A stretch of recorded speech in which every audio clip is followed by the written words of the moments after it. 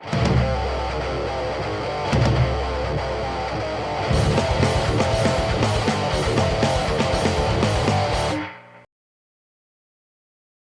what's up, guys? Welcome to Lawsplaining the Interwebs. I am your host, Nick Rekieta of Rekieta Law. You know all that. It doesn't matter. With me today is Sriracha. Hi, Sriracha. Hello. With you today is the girl who forgot to mute the stream. See free rock music blare in my ear. How are you doing tonight, Nick? I am good. That's not only royalty-free rock music, that is custom music from Uncle Buck and the Cucksockers. Oh, then it's not royalty free. Well, no, I guess not, but I don't pay them. So I know, but nobody else can just take it and use it. yeah, that's right. This is copywritten. What up? What up? Speaking of copyright. Speaking of copyright, let's do our copyright disclaimer. Oh, your audio is low, they're Oh saying. my god, hang on. Well, Let me see. we'll fix it. I tried boosting it in OBS, but I can't. I've got you at like 300% and it keeps saying the same thing. Do your copyright thing. I'll plug my mic in again and see what's up. Okay, sounds good.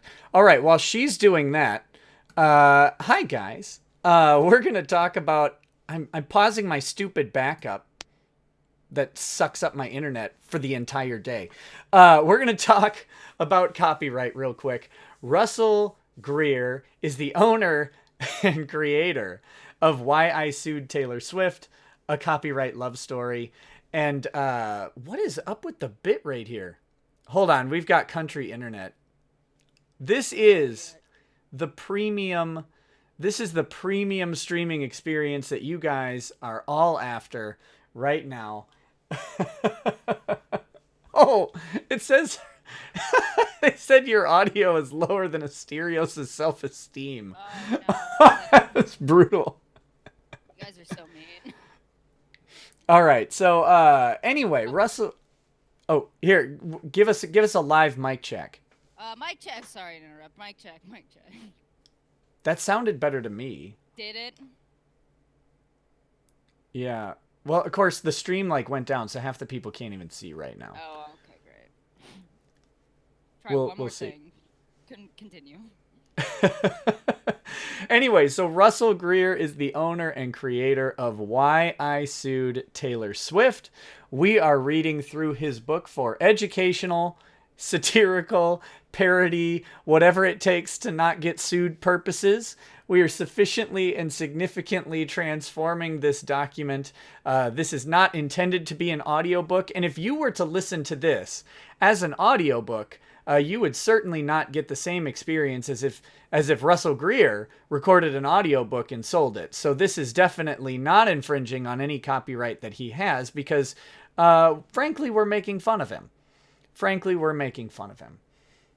So that's the copyright disclaimer, and as soon as Sriracha is ready, we'll test her mic and make sure you guys can hear. I think she might have died. That's okay. Anyway. I think that's as good as I might be getting it tonight. How's that sound? Again, it sounds good to me, but I don't know how it's going through to them. Let me... Alright. Let's look in the desktop audio not getting piped through. I have the microphone plugged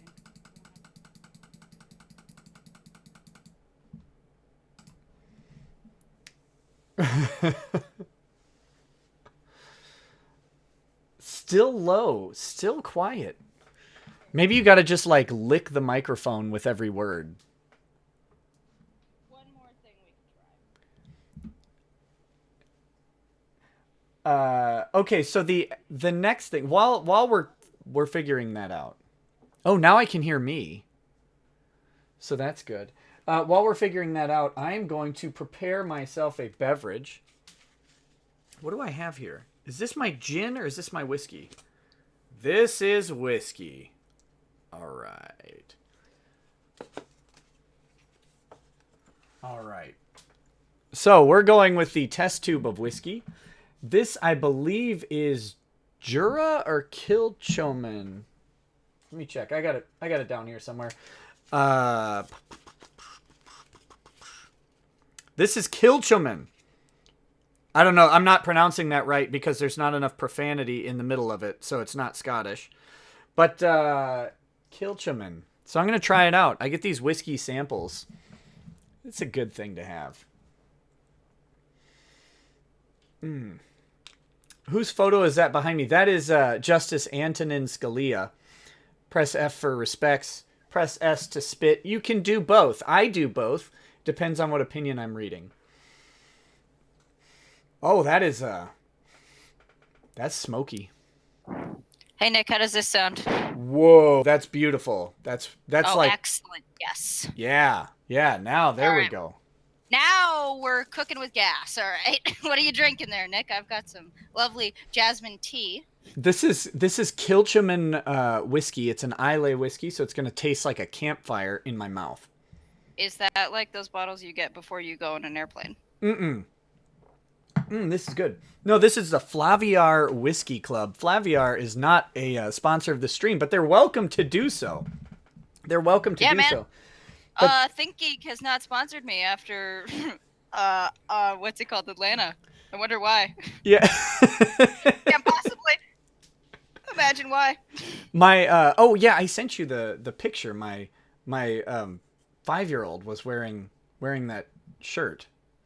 Yeah, she looks so cute. The shirt that they sent you for you was for my 5-year-old. Fits her much better than me too, believe it or not. Yeah. So these are what I get. These little sample packs. They come with 3 typically whiskeys, but I also have one for gin, and they're like I don't know, how big are these? 50 milliliters. So it's just a shot of whiskey. And they're technically a blind taste test, or they're supposed to be, but who wants to do that? I want to know what I'm drinking first. Paul Delaney asks if I have tried Jack Daniel's Tennessee Fire. It's way better than Fireball. Also, audio is epic now. No, I have not tried Jack Daniel's Tennessee Fire. I tend to hate cinnamon whiskeys that I've tried just because they're so sweet. They're so sweet, but I will give it a shot. Also, Jack Daniel's, I heard, just released a limited edition Tennessee whiskey in honor of something that I got to pick up. And I got to pick up, Johnny Walker has a Johnny Walker White for the White Walkers of Game of Thrones. So I'll be picking that up too. Anyway, have I ever tried aged gin? I have Heyman's Old Tom gin. That's good. Why are we doing this? We should move on. Sorry, Sriracha. Here I am. No, you're fine. Talk about your whiskey. How do you feel about Fireball? God, I hate it. I hate it so much. Really? So the other. I feel like go ahead. Go ahead. Okay, so the other. I was just gonna comment. I hate Fireball. All right, Nick, your turn. You talk now. The other day, I hosted a debate on my channel on Friday. I don't assume that I don't know that you saw it or anything like that, but it was one of these comics things, and the one guy like begged me to debate. That's a long story. So this guy asks to come onto my channel to debate someone else. Okay, you tell me if this is okay or not. Before the stream, he tweets out, because he's kind of hostile. He's on the other side of an opinion of me and the other guest. And he says before the stream not to send any super chats to his followers. He says, don't send any super chats because I don't get any of the money. And I thought that was a little rude myself. Well, then why did he ask you to moderate on your channel? I don't know. I don't know what he expected. But he, before the stream even started, was trying to, impact my income, which is, I would never do that to anyone else. So I thought that was rude. And then, he ended up getting... Well, so I created this challenge to try and entice his followers, which I don't think any of them showed up, which is a little sad for him. But to try and entice his followers to send super chats, I decided to debase myself with these sample bottles of Fireball that I had. And I said, well, each time someone sends a super chat with FB in it, I would drink from the Fireball. That was a bad choice because people who were not his followers or fans kept throwing the FB in there, and I had to drink more Fireball than is reasonably necessary. It was disgusting. Absolutely disgusting. Is he a big guy? Does he have a lot of followers? I mean, He's got like 900 followers on Twitter. I don't know. Oh, that's nothing. No, I mean not particularly. And after Friday, I could see why. I'll have to send you a clip of that. There's an interesting Yeah, part please do. near the end of the show where I threw him all the way to Greenland so he could kill himself. Oh, Jesus. Okay. Anyway. Oh, Gojirify says don't drink too much and forfeit the stream. Yeah. So he decided that that as moderator, I somehow caused the other debater to forfeit for him. This is a weird thing, but that's okay. That's okay. So, Can't wait to hear about that later. So, Yeah. Nick, I want to get right into this chapter. I'm really excited. Audience, you're in for a real treat tonight. This is a great chapter. This is my second favorite chapter of this book, I think, right up to the climax. In this chapter, we meet Ken, the lawyer friend. And what I'd like you to be thinking about through this entire stream, Nick, is Ken real? I know that Ken must be real because Ken is in a book. And if Ken is in the book, then Ken must exist. Now, Russell claims that Ken is in fact a real person that he has communicated with, and the communications put forth in this book are mostly true. But he was forced to change Ken's name, so Ken's name is not actually Ken. I am of the opinion that Ken does not exist. We'll find out. Have you figured in the fact that Ken just couldn't understand what Russell was saying? Oh man, wouldn't that be great if the whole time he was like, "What, buddy? I can actually understand you," and Russell interpreted that as, "Yeah, go ahead, sue Taylor Swift." Yeah. No. He said, "Look, I'm gonna sue Taylor Swift," and what Ken heard was, "I'm going to the suit Taylor quickly." Right? Like that's what was hearing. And he said, "Yeah, you should do that. I think Yeah. they close at 4:30." Yeah, hurry up. Go get it, buddy. Go after that. You need to do that. That'll help you present yourself better to everybody. This is a great idea.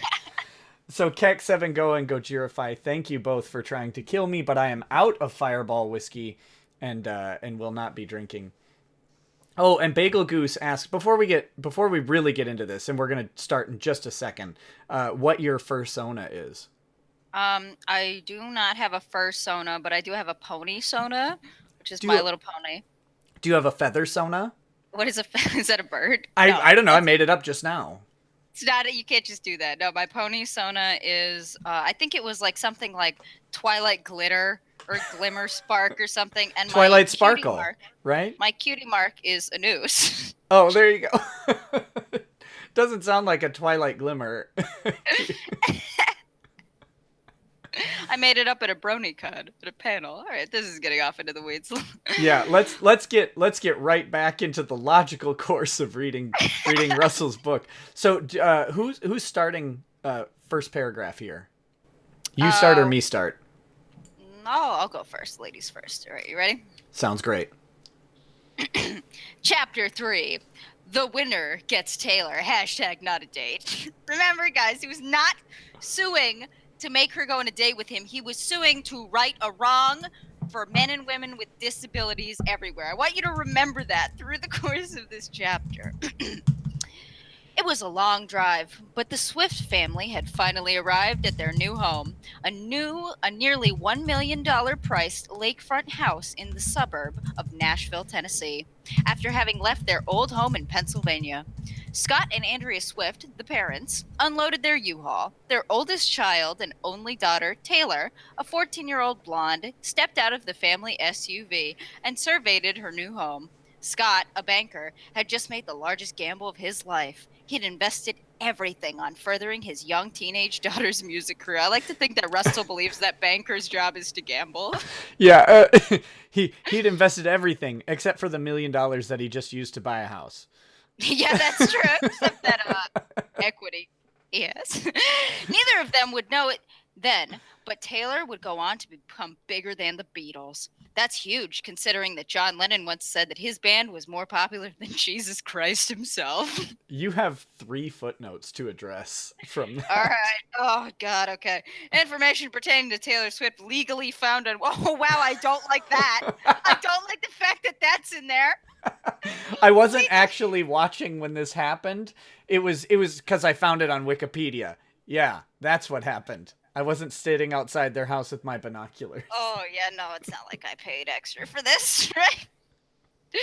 And the reference cited on her Wikipedia pages, and he links to Taylor Swift's Wikipedia estimate found on Zillow.com of the home price, I assume, not including the Swift home address for their privacy and for practical and legal purposes. Well, that's very nice, Russ. And then he links to an article. I guess John Lennon said some controversial things about our Lord and Savior Jesus Christ in Rolling Stone magazine. back when Rolling Stone would title something when John Lennon's Jesus controversy turned ugly just because they said that the Beatles were more popular. Nowadays, I'm not sure Rolling Stone would have that same headline. I mean, well, Jesus didn't have iTunes to distribute. I guess Beatles didn't have iTunes either. Jesus didn't have records. He had to go physically to do concerts everywhere. It took so much time on the road. John Lennon, so popular that he didn't get crucified, he just got shot. Good job, John. It's like modern day crucifixion, right? Oh, it's garbage time in New York. Can you hear that? It's good that the garbage is out at midnight. I can't actually, but that's great. So here's the other thing I like. Not including the Swift home address for their privacy. In brackets, but I have it. And you know it, Taylor. I just want you to know that I have it, Taylor. Yeah, that's exactly what I got out of that. But yeah, what a creepy intro. Ugh. Bagel Goose says, "Are you a scaly agent deep undercover?" No, I'm not. I don't know if you are.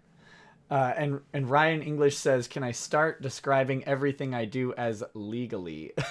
Yes, do that. I'll that's legal advice for you.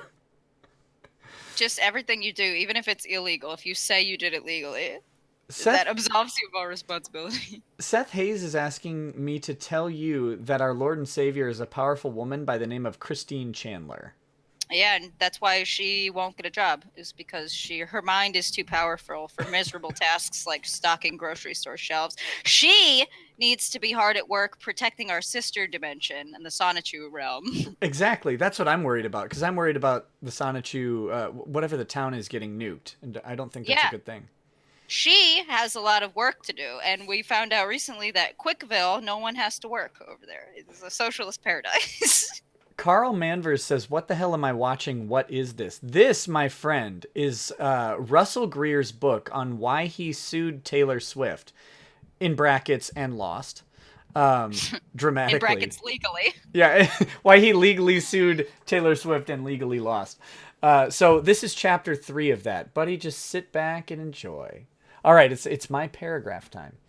Taylor Swift could do no wrong, it seemed. Album after album, song after song, produced hit after hit, while her music always charted at the top of the charts and broke records and garnered all kinds of awards. One thing never stuck: her love life. Hashtag not a date. It seemed that Taylor was photographed with a new male friend weekly. Swift went through so many relationships that she began to be the butt of running jokes. When you're famous like her, you get to play the field and be picky. Then what? Okay. Yeah, no, Taylor Swift, the butt of many jokes, unlike Russell, who pays for his time with hookers to take them to the Cheesecake Factory. So if she's the butt of the joke, what is he? Then in 2014, Swift began a serious relationship with music DJ Calvin Harris. Gossip magazines and the news followed their every move. It seemed that Calvin was destined to be Mr. Taylor Swift. Unsurprisingly, in 2016, the relationship ended after 15 months. Well, how is that unsurprising if it lasted longer than the week? Yeah, that's you just contradicted yourself there, Russell. But it's not surprising to him because he is Mr. Taylor Swift. No one knows it yet. According to some accounts, their relationship crashed and burned. Footnote. Oh, God. Why is the photo there? Russell, don't do that. Don't do that to me. Multiple articles online cover extensively the Harris-Swift relationship, but I know about it from the inside. I know about it from the tree outside Taylor's house. Yeah, from the inside adjacent. I know about it from the inside, and by that I mean literally through the bathroom window. been in the supply closet for 3 weeks.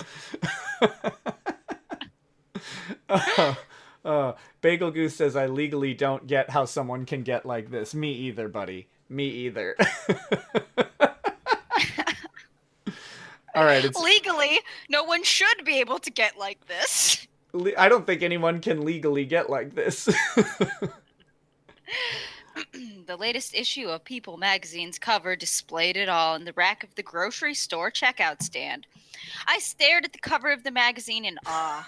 It had been 2 years since I began my quest of wooing. I imagine his mouth was open. Really jaw-dropping. No, I meant because he was so shocked. Nick? Yep, that's why. Of course. Well, I don't know where your mind went, but it had been 2 years since I began my quest of wooing Taylor Swift, and you still didn't send her to the song. I could definitely write a song in less than 2 years. Like, if my only other responsibility was cleaning toilets at Walmart, I could definitely do that. A lot had happened in my life since that night I was inspired to reach out to Taylor. I had graduated from college and did 2 internships as a paralegal. One at the city courthouse, where I helped with divorces. The other one was at the Attorney General's office. You know, that was training, though. Helping with divorces was just in case Calvin Harris became Mr. Taylor Swift. He was going to help with that divorce. Oh, he was going to help all right at the end of a 9mm, I bet. That was not an insinuation, just a joke. These are jokes. This is satire. Yeah. Hashtag satire parody and whatever else it takes for us to not get arrested. Remember, this is satire. 2 months after graduating with my paralegal degree, I was offered a job in an intellectual property law firm. I was excited to work in a law firm because I would finally have enough money to produce the song about Taylor Swift. Before this law firm had offered me a job, I had spent months interviewing at different firms while working 2 part-time jobs and had been rejected because lawyers feared my disability hindered my ability to do the job. Job discrimination is real, and it stings like a bee. And for our audio listeners, we have a lovely photo here of Russell in his what is that cap and gown? But what's the actual name of the hat? I don't know. I don't remember. Whatever. You all know what I'm talking about. He's got the thug sway, too. Like, he's got the lean back. I don't know if that's the disability talking or if that's just his imposing gangsta presence. This is I like the background of this. You think this was taken at school, or do his parents have a very nice house? No, it's got to be a school because there's 6 outlets on the ground. Yeah, and the chairs there look like they came from an Office Max. Yeah, photo credit, Russell Greer, graduating college. So he not only is in the photo, but he also took it. Gojirify says, I'm on a quest, the ring to woo them all. Actually, I think it should be the ringtone to woo them all, which is I Get You, Taylor Swift, which is going to be my ringtone soon. Oh, he's gonna get you, Taylor Swift, all right. Oh, he's gonna get you. Yeah, this song is I Get You, Taylor Swift. The next song is I Got You, Taylor Swift, and he will play it to her through the burlap sack. And the next song after that is Taylor Swift. I have her heart in pieces. Yeah. And it's not a metaphor. Bagel Goose says, this is legally satire, guys. This is legally satire. Remember, everything I say is satire unless you like it, and it would have no negative consequences for me. That it is not satire. I just accidentally read ahead to the bottom of this page, and I got, the middle of this page, and I got super happy. Yeah, that's how people have asked me many times how this book is 168 pages long, and stuff like this is how is the answer. All right. Sorry, let me get serious here. Let me fuel up.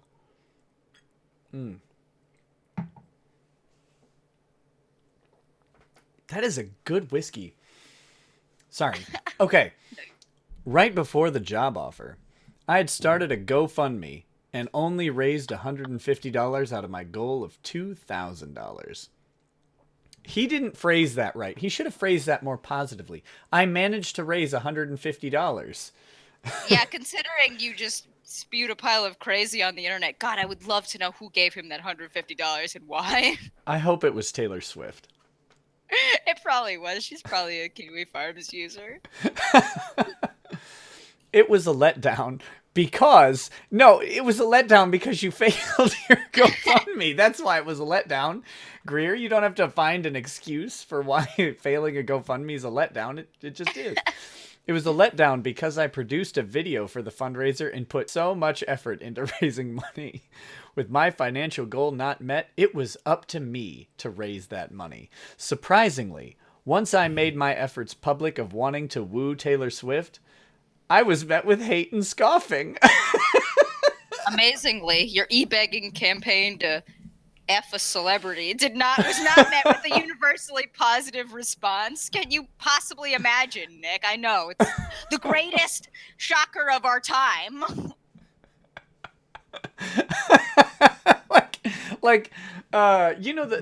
The campaigns like this that get positive responses are like, "Hi, I'm a Marine in Afghanistan, and I'd really love it if Taylor Swift would come to our Marine Army mixer," right? Something like that. I've served 3 tours, and it'd be great because I did a service. GoFundMe?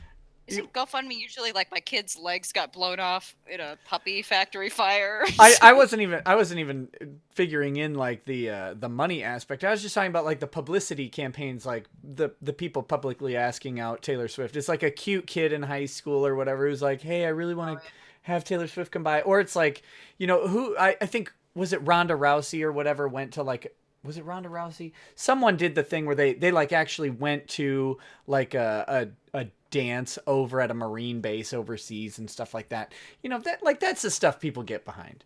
Anyway, sorry. We have to have sufficient criticism of this work. That's the whole point here. Oh, I think I've reached that threshold pretty easily. Internet trolls would message me or leave comments on my pages and tell me, "You're too ugly for Taylor." Ouch. Other messages would say, "Why are you so special to want her attention?" The worst messages consisted of suggestions that I should give up and kill yourself. Russell, you're writing it in first person. It'd be kill myself, I think. Even some of my, quote, friends laughed at the idea of me getting her attention. Those messages hurt me so much. They were random and unprovoked. But they practically they invigorated me and emboldened me to get this song to Taylor. It wasn't just the song I wanted Taylor to have. Oh, gross. Sorry. I just realized. Hashtag not a date. Hashtag not a penis. It was my story of trying to discover myself and trying to rise above my disability. I knew, based on her past publicity stunts, that she would like my song and be inspired by my story. There was never a doubt in my mind that this wouldn't work out because I relied on her representations, that all I had to do was stand out and she would help me. Photo of yours truly on the next page. Too big of a stud to fit in this small blank space. Hashtag Taylor Swift reference. Guys, it's not too big. If he didn't put that in there, it would fit. It's very important to explain all of your references too, because the audience might not get it. If Right. you don't. Is that a song by hers? I'm not a big Swiftie. Blank Space, that's a song, right? Yeah, it's a song. It's it was ridiculously popular. Yeah, no, it's good that there is that disclaimer in there. Or not disclaimer, explanation. On the next page, we have the Studley box. I think we could have fit that. I think we could have fit that if you didn't have. Why is it? I really hate the fact that this book is formatted like a high school essay. Right, but can we address the fact that this picture is obviously skewed wide as well? Like, so. Yeah, what's going on here? Like, he's Russ, stretched. if you're gonna go stick it after a random thing, why don't you just take up the whole page? Right, and hold shift when you blow it up, Russell, so that it maintains the aspect ratio that was natively taken at, because I don't think his face is that wide. That doesn't. I mean, it doesn't look right. It looks unnatural and disturbing. And as Katie noted on the last episode, the sign above him says dining area. So this was taken at his paralegal college. It says, I keep forgetting about the audio people, Taylor Swift, let's rock out together. Please visit my Kickstarter. Because he ran out of space. Please visit my Kickstart ER. and help kickstart my dream. Hashtag swiftly wooing Taylor. Hashtag Taylor Swift. Hashtag not a date. If you're making a sign like this to woo a celebrity, one, don't smudge the T on let's, and Two, two, buy a ruler. They're 50 cents. and yes, pencil in some lines to help you keep things nice and in order. And if you get to kick start and don't have the room for the buy another poster board. You work at Walmart, just take one. They probably don't care. This looks like something a toddler made. A toddler who doesn't have quite a firm grasp on the concept of spatial awareness yet. That Y in Taylor is phenomenal. That looks It's like amazing. no, that's a Sieg Heiling I. That's what that is. That's not even a Y. Oh my god, it is. That's a Oh, I can't unsee it now. that's a Nazi youth I. Hold on, let me hit these super chats real quick, and then you can go on. Marsupial Gamer says nobody beats Nick's gangsta presence legally. That's true, buddy. Dale says, Nick, how can I woo you? The quickest way to a man's heart is through his liver. Bagel Goose says, this legally isn't a proposition, I swear.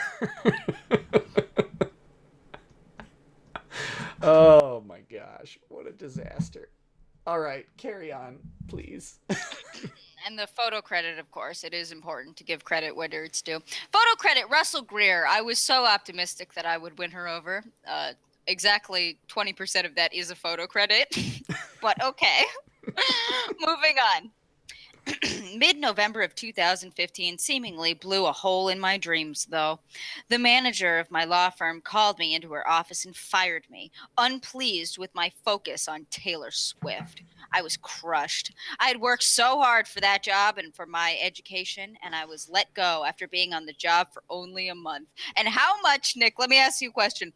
How much Taylor Swift would, let's say you hired me as a paralegal, how much Taylor Swift would I have to bring into your office for you to can me? You know, there's a high threshold for Taylor Swift at Rekieta Law because I unironically love Taylor Swift's work. So it would take a lot. It would take a lot. And I have to wager that since she is universally loved and revered by everyone, according to Russell Greer, that she is the chart-topping artist, more important than John Lennon and the Beatles, and Jesus Christ by extension, that his manager must also love Taylor Swift in a similar way. So I think it has to be high. But maybe, Sriracha, you can help me figure out why a law firm might be concerned, or why an employer might be concerned about their employee doing something that might be considered harassment on company time. Is there any reason you can think of, any recent cases that you know of, or any experience you might have with that, where an employer might be annoyed by even an allegation that someone is doing something on company time that impacts someone else? Well, maybe he had a poster up at his desk of Taylor Swift, and a client came in who was a Katy Perry fan. Do you think that could have been it? Did that happen? I hope that happened. I hope that's actually why. I hope Katy Perry came in and saw like the Taylor Swift shrine, like the Buddhist shrine to Taylor Swift, where he would go and like light an incense stick and stick it into a thing of wax and then offer a prayer and drop like some coins on the shrine in front of her picture. And then like a client was there like, what is your paralegal doing over there? It's okay, he's just paying tribute. Is it Ramadan? No. Sorry, go ahead. Go ahead. I've been told I said like too much. Damn it, I messed up. I went home. Oh, wait. Lost my place. I was let go after being on the job for only a month. It was right before the holidays, too. And holidays is capitalized like he's talking about the Holiday Inn. And I was forced to work in janitorial all over again, as no firms were hiring. I went home the night I was fired and looked at a picture of Taylor Swift on my phone and began to cry. Taylor, I said tearfully, I am so sorry if you never hear my efforts and story. And Taylor Swift, somewhere on the red carpet, felt a lightning bolt go through her heart. And she looked up at the night sky and wondered who possibly could be getting ready to sue her. She started singing. She's like, somewhere out there. Lawsuit all alone in the moonlight. I didn't think I would have enough money to produce music and live just on the paycheck of a janitor.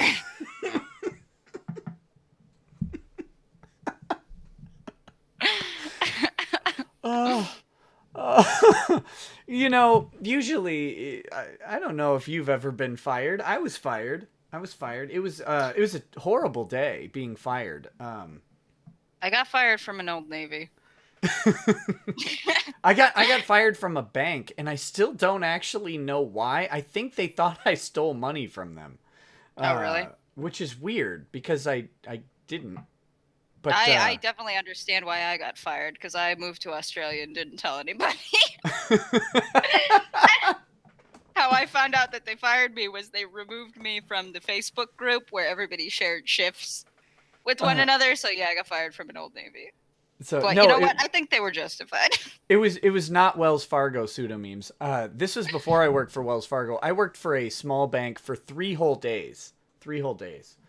And the reason I think they think I stole money is, 1, they didn't really have a good other reason to fire me, and 2, there was a person who looked at me really suspiciously during a meeting, and I had leaned back against the cash drawer that they left open at their station, which was weird. But I leaned back and the drawer closed behind me, and they looked at me as if I had just raided the entire place. Now, obviously, I didn't, because when you work at a bank, I don't know if you guys know this, but banks really care about their money, right? They really care about it. So what they do is, several times throughout the day, you count out the amount of money, which is tracked on your computer, and you have to balance out the amount of money that's in your drawer versus the amount of money that you say you have. So if they thought I stole money would have been missing from that drawer, presumably, but there was not. So I don't know what happened. It was a really weird. That was a bad company. They went out of business very quickly. Don't fire me. You go out of business, jerks. Satire. But yeah, so the reason I brought that up, though, is because that was a devastating day. Like, I went home, and I was, like, not knowing what was going on, so I talked to Lady Rackets. I didn't pull up a picture of Taylor Swift on my phone. And talk to a celebrity who's never met me before. That was not how I coped with it. Russell, find at least a friend to talk to for the next time you get fired. Oh, we got good news because we got one of those coming up, Nick. All right. So moving on from the paycheck of a janitor. Your move. As I mopped the floors of the places I worked at, new music and words began to flow through my head as I worked. I had read up on the life of Taylor Swift. That's not surprising at all. And read how she had to do her last year of high school at home because of bullies. I compared my hardship to Taylor's hardships. I truly understood her. I get you, Taylor, I said as I cleaned a toilet. Jokes write himself, folks. Thinking about her struggles. The song revolved around how I get you, which was the title of the song. I would scrub and work as the song came together in my mind. To be clever, I would use the title of some of her songs in my lyrics to show that I was actually a fan and not some random guy. Yeah, because using the titles is clever. The titles that you can read on the back of the CD case is what makes you clever. Not like throwaway lines from her deep tracks, but just the titles that you can find anywhere. Not cleverly working in various aspects of the melody into your newly created melody, but just the titles. Good job, Russell. Good job. And listen, Posers would never think to Google the album and read the names on iTunes or Spotify. But you know what? Russell's a true fan. A quick yet steady pop/rock beat formed in my head as a piano and guitars played in the melody and rhythm of the song. Oh God, here we go. Okay. Can't imagine being 15, I sang as I worked, and waiting for Romeo on that white horse, making you believe it was a love story. And yes, I do have this song memorized. I've listened to it upwards of 20 times. I love that he italicized the titles for us just in case. Just in case we didn't realize that the subjects of the sentences were the titles of the song. It's very clever. It's very clever. It's very good, Russell. Don't worry, there's no more singing. Customers and coworkers must have thought I was crazy when they saw me air guitaring with my mop. Well, I think I'm starting to understand why you got fired from that law firm. But I didn't care. I had found that thing that would win Taylor Swift over. Each night when I got done with work, I would hurry home and play the music in my head out on my electric keyboard, and then I would compose the music on a music notation software program. It was a long, tedious, difficult process that took a lot of time and concentration, but I imagined how happy Taylor would be when she heard it. I could imagine the kisses and the hugs and the laughs, #NotAdate, her and I would share with each other. I would be the best guy she had ever met. To boot, I would have an inspiring story about not letting my disabilities or bullies stop me. Okay.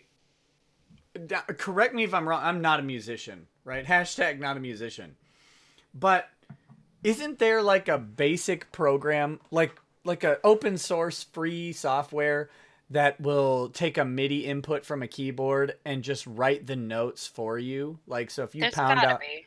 I mean, if there's not, I mean, anybody with like any programmer with any amount of time, I feel, could figure that out. But I'm pretty sure that there's a program out there where you clank on a key and it just pops up the note on a staff for you. But Nick, you don't understand. Russell ain't got time for that.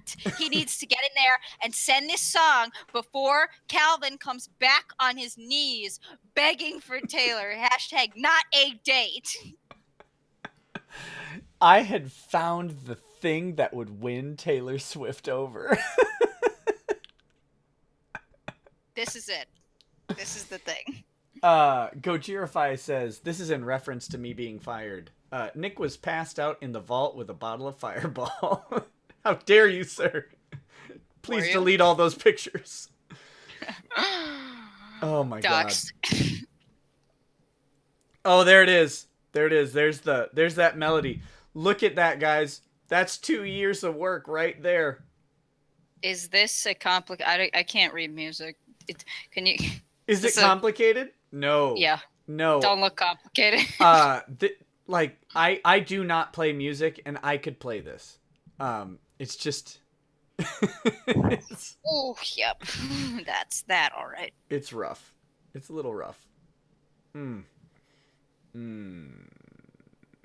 Photo credit, Russell Greer. Sample image of the song that was meant to win Taylor Swift over. I really like that he credits himself as Russ Greer at the top of the song. Him and Taylor are on a nickname basis. Yeah. They will be after this gets into her hands. To be fair to Russell, this melody is about as complicated as your average Destiny's Child song. So, we'll say that. We'll say that. That was rude. Sorry, Beyonce. Don't hurt me. I was gonna say I like Destiny's Child, but I don't have enough musical information to argue with you. Well, like complex melodies aren't by default good. They're not, good. The only reason that a non-complex melody is funny in this context is because it only took him 2 years to come up with a non-complex melody, right? That's very true. Most pop songs, like there's all sorts of memeing about this, but pop songs have like a 5-note range or like 5 key or chord, like a 5-chord melody or a 4-chord melody. It's and they all hover around the same area. That's what makes them pop music, and that's what makes them easily accessible and popular with people. But even those are musically complex sometimes. This one doesn't look like it to me, but I'm not a music guy. Someone can make fun of me for that if they want. All right. Anyway. Sorry. Wait a minute. Is he still staring at the picture of Taylor Swift? Because I'm pretty sure we've just read a flashback, and he is literally still standing, mouth agape, at the picture of the cover of Calvin Harris breaking up with Taylor Swift, right? It's been 2 years. You need to leave the grocery store, sir. Sir, the cashier said to me, awaking me from my flashback of how I created the song. May I... This is I'm gonna pitch this way. May I ring up your items? Right? Oh, God. Yeah, I think the cashier was making his moves, and that he was too focused on Taylor and also homophobic that he was not willing to give the cashier a chance. I'm assuming the cashier is a man because women don't work in Russell Greer's world. All right. So, that misogyny aside, yes, I sheepishly responded, placing my items on the checkout stand. I feel like this is a Cinemax thing coming on. Sorry about that. As the cashier rang up my items, I studied the magazine announcing Swift's breakup. I knew he's still in the store? Yeah, that's what I'm saying. He's been standing in the store for the past, 6 paragraphs, staring, drooling. There's a puddle below him, looking at this cover of Taylor Swift. It's embarrassing. I studied the magazine announcing Swift's breakup. I knew that right then, was my time to make my move and produce my written song. I was gainfully employed with an insurance company, and so I could afford to record the song. Though, I wasn't... What is that? He needs an M dash there on the first comma. Yeah, that's not good. Though, I was unsure as to where I would produce my song and who would produce it. Ugh. God, that is a really ugly sentence. The English language has suffered this day. That sentence is too ugly for Taylor Swift. That sentence should write a song, or should write a song and put up a poster and start a GoFundMe. That sentence should sue Russia for not aborting it. That's the first wrongful birth suit coming out of an English sentence.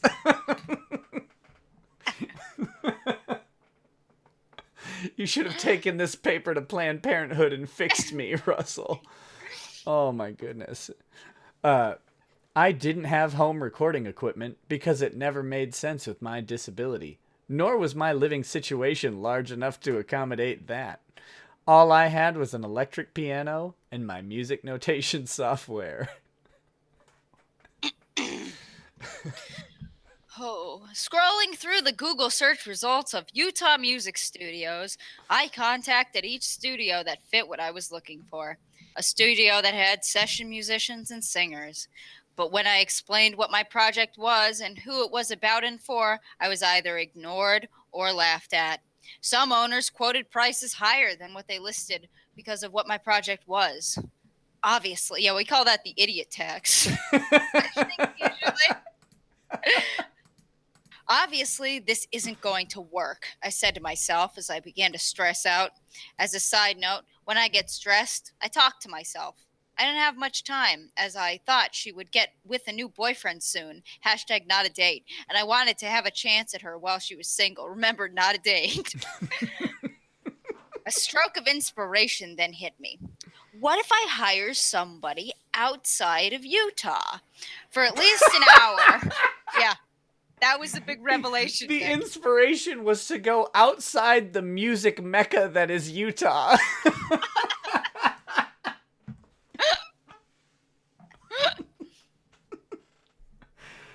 Oh, wow, I laughed so hard I lost my place.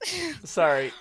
For at least an hour, I searched through ads of small music producers. Each ad proclaimed, "We're the best," or "Good quality for good demos." I like the first one for more. It's almost like they're ads.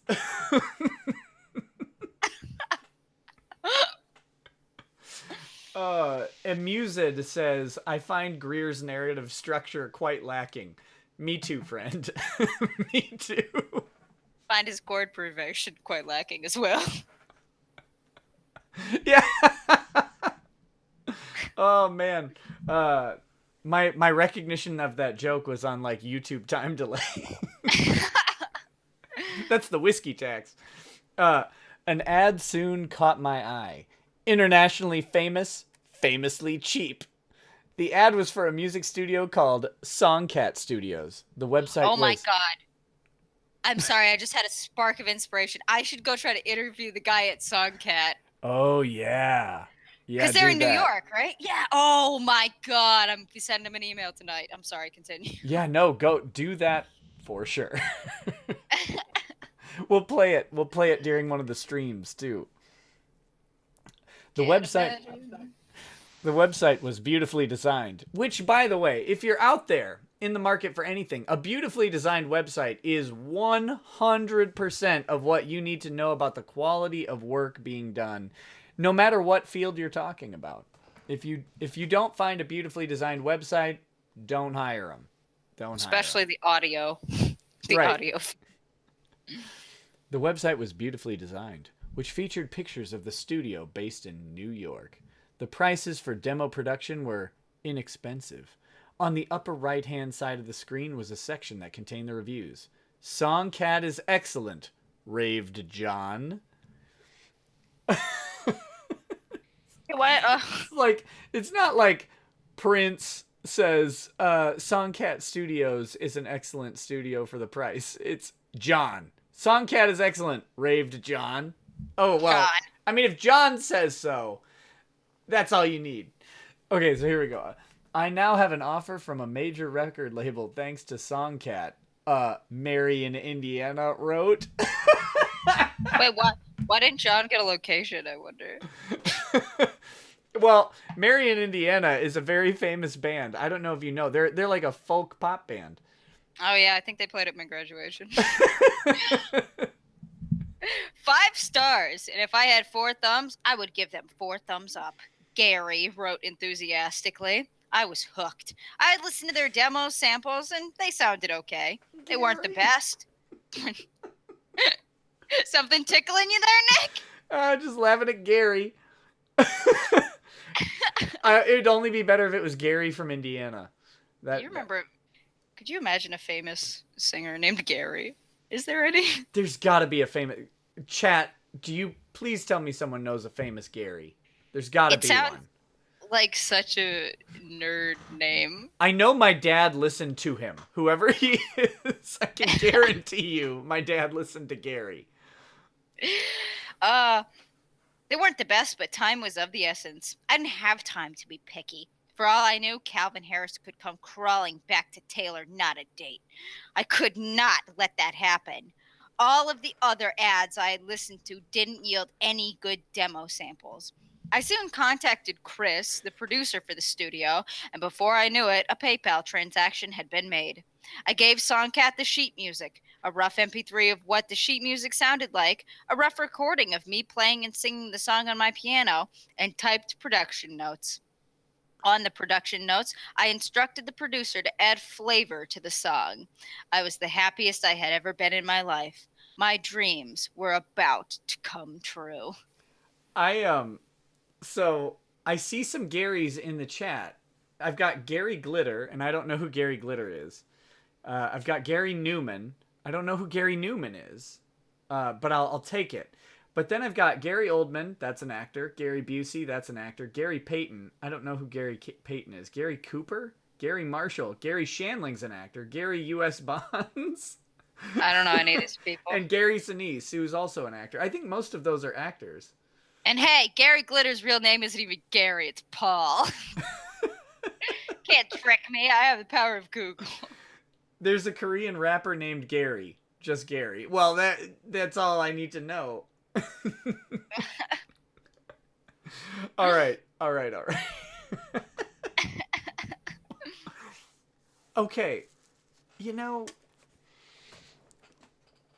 gosh, I wish Taylor Swift would troll Russell Greer by writing stuff about him into her songs. Like Oh my she god, that's funny. she writes about all her other failed relationships. I think she needs a song about the failed relationship with Russell Greer. That has to happen. It has to happen. Oh, Gary Glitter is a pedophile. Uh-oh. First thing that pops up is Gary Glitter, the predatory pedophile, hidden behind, and I don't want to click on the Telegraph because it will obliterate my ad block. I'll have to find. So is Gary Glitter a US pedo or is he a UK based pedo? Pedo is spelled Paedo, so I'm Ah, assuming he's a Euro. UK pedo. Ah, man. I was hoping I could get his documents and we could do a pedo stream on Gary Glitter. All right. All right. Okay, so I'm going to read these two short paragraphs and then you can dig into the dialogue, I think. Oh wait, why don't we? Because there's a conversation between Russell and Taylor Swift. So why don't I play Taylor Swift and you could do Russell? Give me a second. There's something that has to be done if I'm going to directly play the conversation. Oh, okay. Can't imagine being 15, waiting for Romeo on that white horse. I don't know. I don't know if what I'm about to do is legal. Well, it's just satire, so it is legal. You know what I'm about to do. If Oh, I'm absolutely, I do.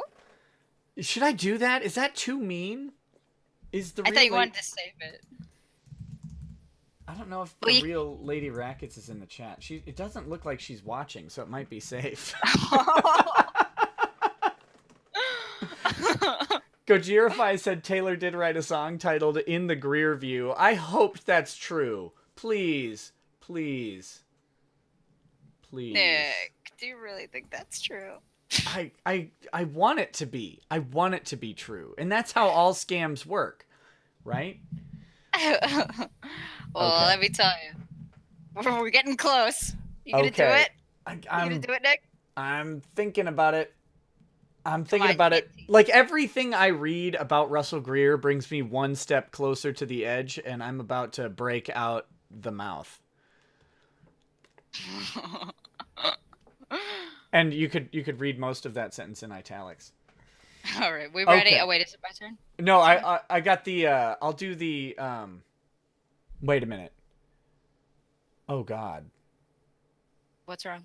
I'm trying to figure out where the dialogue is for each of these characters because It starts with after wiped her tears. That's Taylor, and then there's oh God.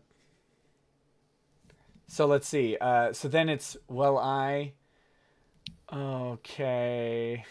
And then it's Taylor again, and then it's me. Then it's Russell Greer again, and Yep. then it's Taylor again, and then it's Taylor again. Okay, I think we can do this. All right, let's do it. All right. Okay, so I'll read that, and then you take over at Taylor's lines while I prepare Of for course. mine. All right. Yes.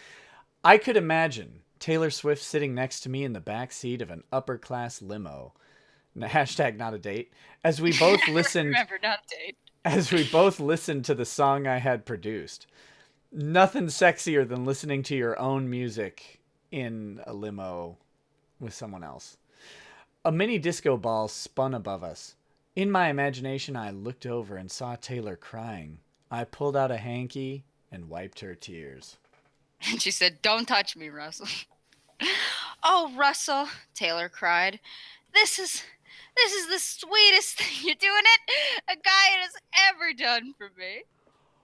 Well, I imagined I was too embarrassed to say anything, as I was sitting next to the most famous person in the world, and then I imagined Taylor looking at me with a seductive look. She hit her autumn lip as she leaned in towards me. My God, you actually do sound like. You know what I want to do?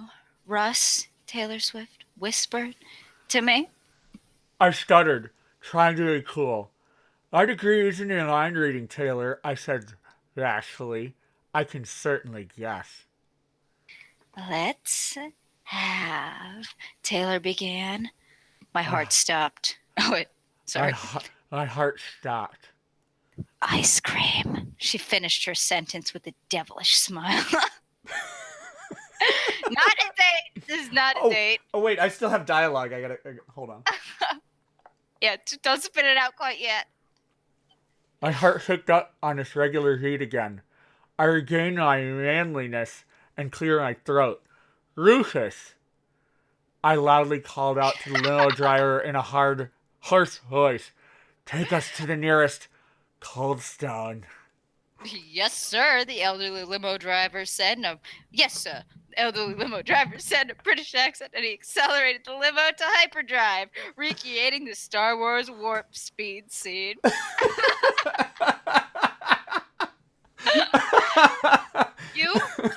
You sound so similar to him. You really do with that thing in your mouth. Oh, the grand irony of all this is I am Russell Greer, and this is all an act. This is how I get Taylor Swift, apparently.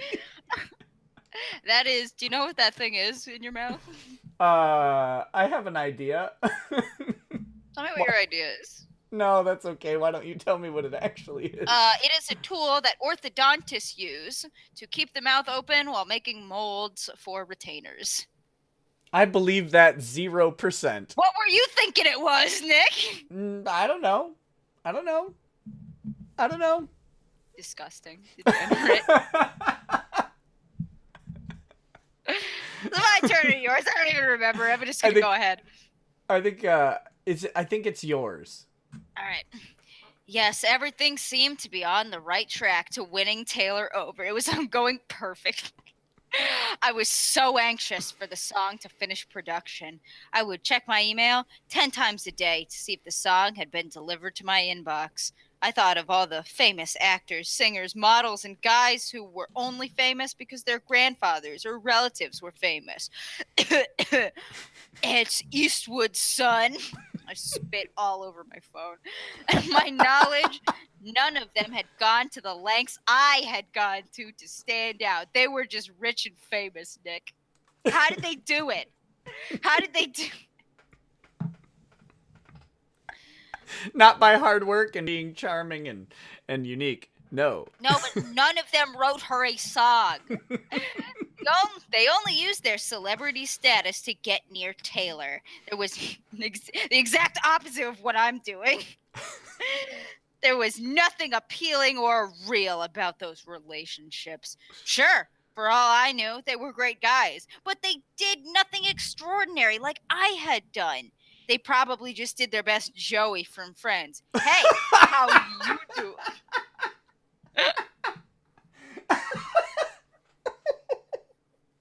Don't have a very high opinion of your future lady. With game like Joey from Friends, I don't know like why Russell is unsuccessful. Hey, how you doing? I've never seen Friends, and I hope to never do it. Impression. They were A-listers or B-listers. Taylor's fell head over heels for them. That's what separated me from them. I had confidence that the sincerity of my song and efforts would win Taylor over. Because, when I think A or B-lister, I think Calvin Harris. That's what I think. I've never even heard of Calvin Harris. Who is he? He's a DJ. He had one song that was super, super popular a couple summers ago, and then he kind of disappeared into obscurity, but I'm sure he's doing fine. Yeah. Calvin Harris, if you're listening to this, call in. Yeah, Calvin, please call and tell us about your relationship with Taylor Swift. We guarantee Russell will see it and cry. If it was real, you have to call in, because Russell is calling you out. Also, I think Russell wants to fight you, and you should do that. You should do that. That's legal advice. Bagel Goose says, Chad's legally stand up, Greer the super Chad. Sorry. I'm opening another whiskey. I just don't know what it is, and I want to find out. Sorry for beautiful. Sorry for the high level of professionalism on this stream. You take your time. I lost my whiskey things and went into gin. Hold on. I'm drinking whiskey, but I've got the labels for the gin. Hold on. Here they are. I drank an entire gallon of water today. Okay, this is Few, a rye whiskey from the United States. Few, Few. Okay, sounds good. You drank a gallon of water today? Yeah, because Mike Cernovich told me to do it. So I did it. Yeah, I feel good, but I really have to pee all the time. Wait, did he tell you personally to do it? Because you message with him, right? Like you DM I do. him? No. Yeah, I do. He did not tell me personally, but he, in his best day ever guide, it starts with drinking an entire gallon of water. So that I drank the entire gallon of water and I didn't have any energy to complete the rest of the best day ever. It also has me eating 8 servings of berries, which I'm not going to do because I'm not a rabbit. 8 servings of berries? Yes, 8 servings of berries, Nick. What? Oh, God. Does he have like a video self-help series? Or like an audiobook I can fall asleep to? Does he read Does he read Gorilla Mindset for audio? What do you think? No, he does not. But he does have the Gorilla Mindset Network that you can join for the low price of $10,000 that will allow you to go on vacation with him. Or get tickets to his speaking engagements or something. You gotta wonder if anyone has bought one and how many people have and who it is. Because, like, I want to know, not to dox them or anything. I just want to know, like, who has done this thing? Who has achieved this much in life that they would spend $10,000 to be with Mike Cernovich at the drop of a hat and go on vacation? Well, apparently you need to apply because there are only 100 spaces left. There are only 100 spaces, period. So you need to apply to join the Gorilla Mindset Network. And if you are accepted, then you get the privilege of paying Mike Cernovich $10,000 to go on vacation. God, guys, I need a GoFundMe because I want to do it. I need to raise quick super chat.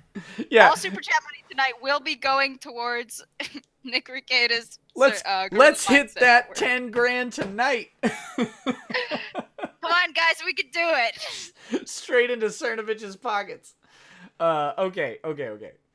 Let's move on. Sorry, Mike Cernovich. We got derailed into you. I know your nose is itching because of the conversation, and I apologize for disturbing you, sir.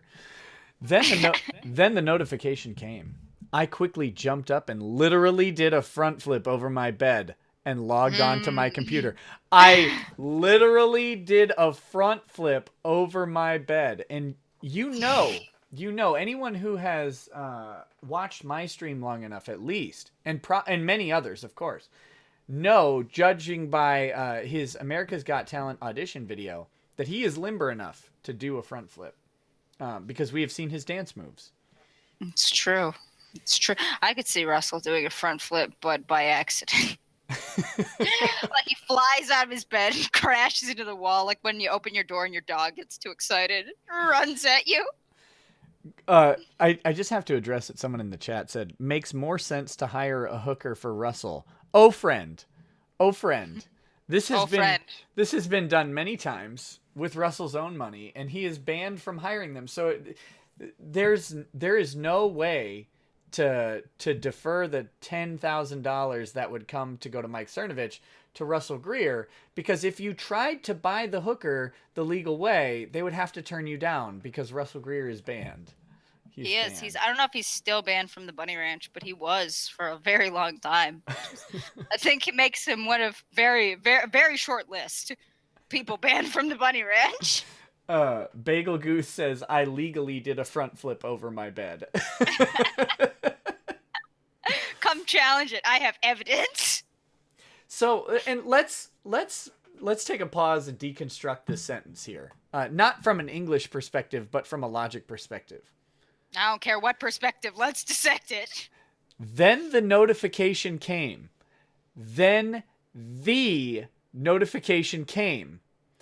I quickly jumped up and literally did a front flip over my bed and then logged into my computer. Excitedly, I opened my inbox, and there the email was with the subject line reading the Taylor Swift song. Listen, listen, Russell Greer got a notification and knew that it was the one email. That's the saddest thing I've heard in my entire life. To be fair, maybe it was he has that thing turned on with his iPhone. The iPhone, if you get an email and you only have one inbox on your home screen, it'll sometimes serve you a notification whenever you get an email. So he could have seen the email, saw Taylor Swift's song, and then literally done a front flip over his bed. Maybe. But I think maybe the reality is that it was literally the only notification that he would get is when he got this one email, because no one else sent him email or texts or social media or anything. So sad. I wonder why. It's awful. It's awful. Russell. We get you. We get you. I was about to say I'll text you, but I won't. I'll text you, Russell. Send me your phone number. I'll text you. I won't even use a fake phone number. I'll text you with my real number. That's how confident I am that you won't sue me.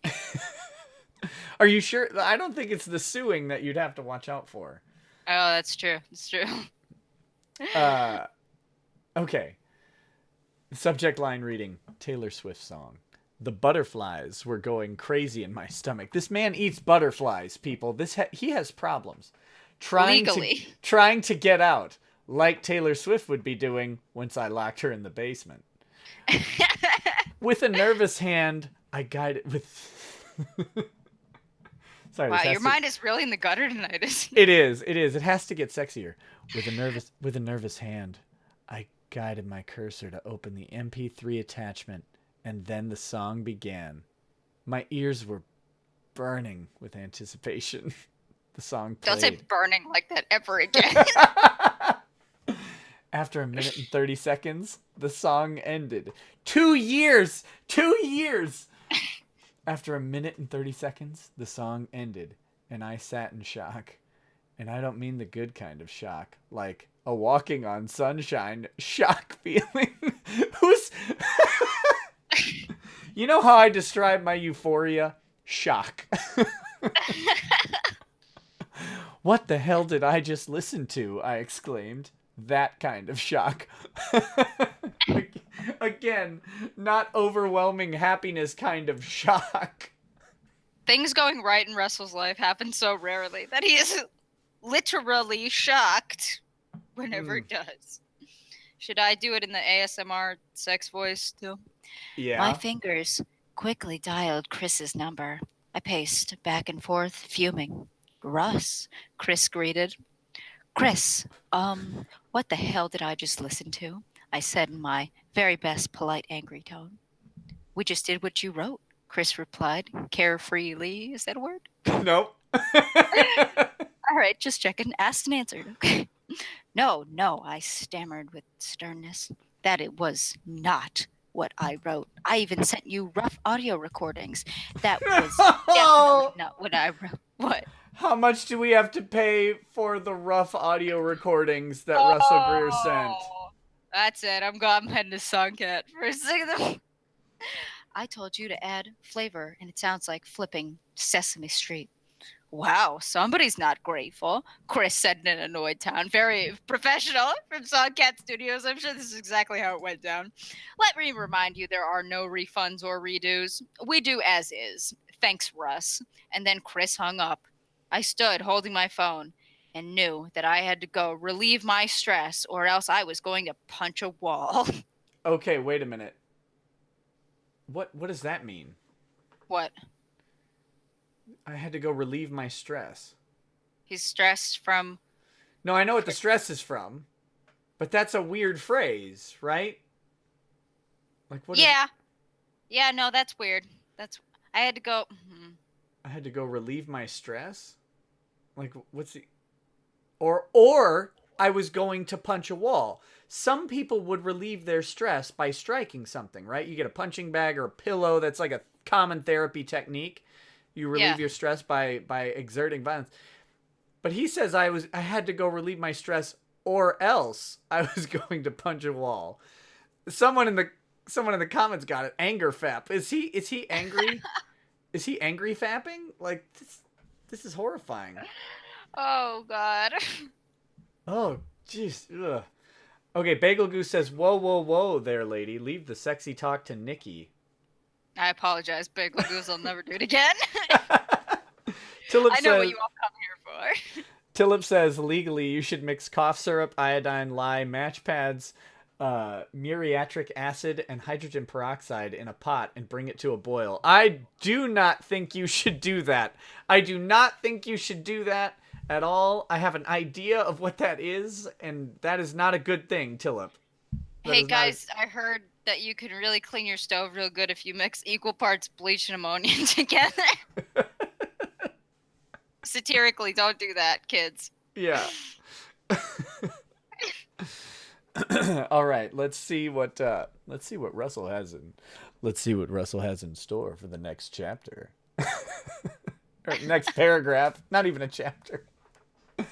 Still upset from the song I spent so hard working on and that I paid for, I entered a local downtown coffee joint on that summer evening of 2016. Russell, local and downtown are not separately describing adjectives. You don't need a comma there. Local downtown coffee joint, I don't believe needs a comma splice, does it?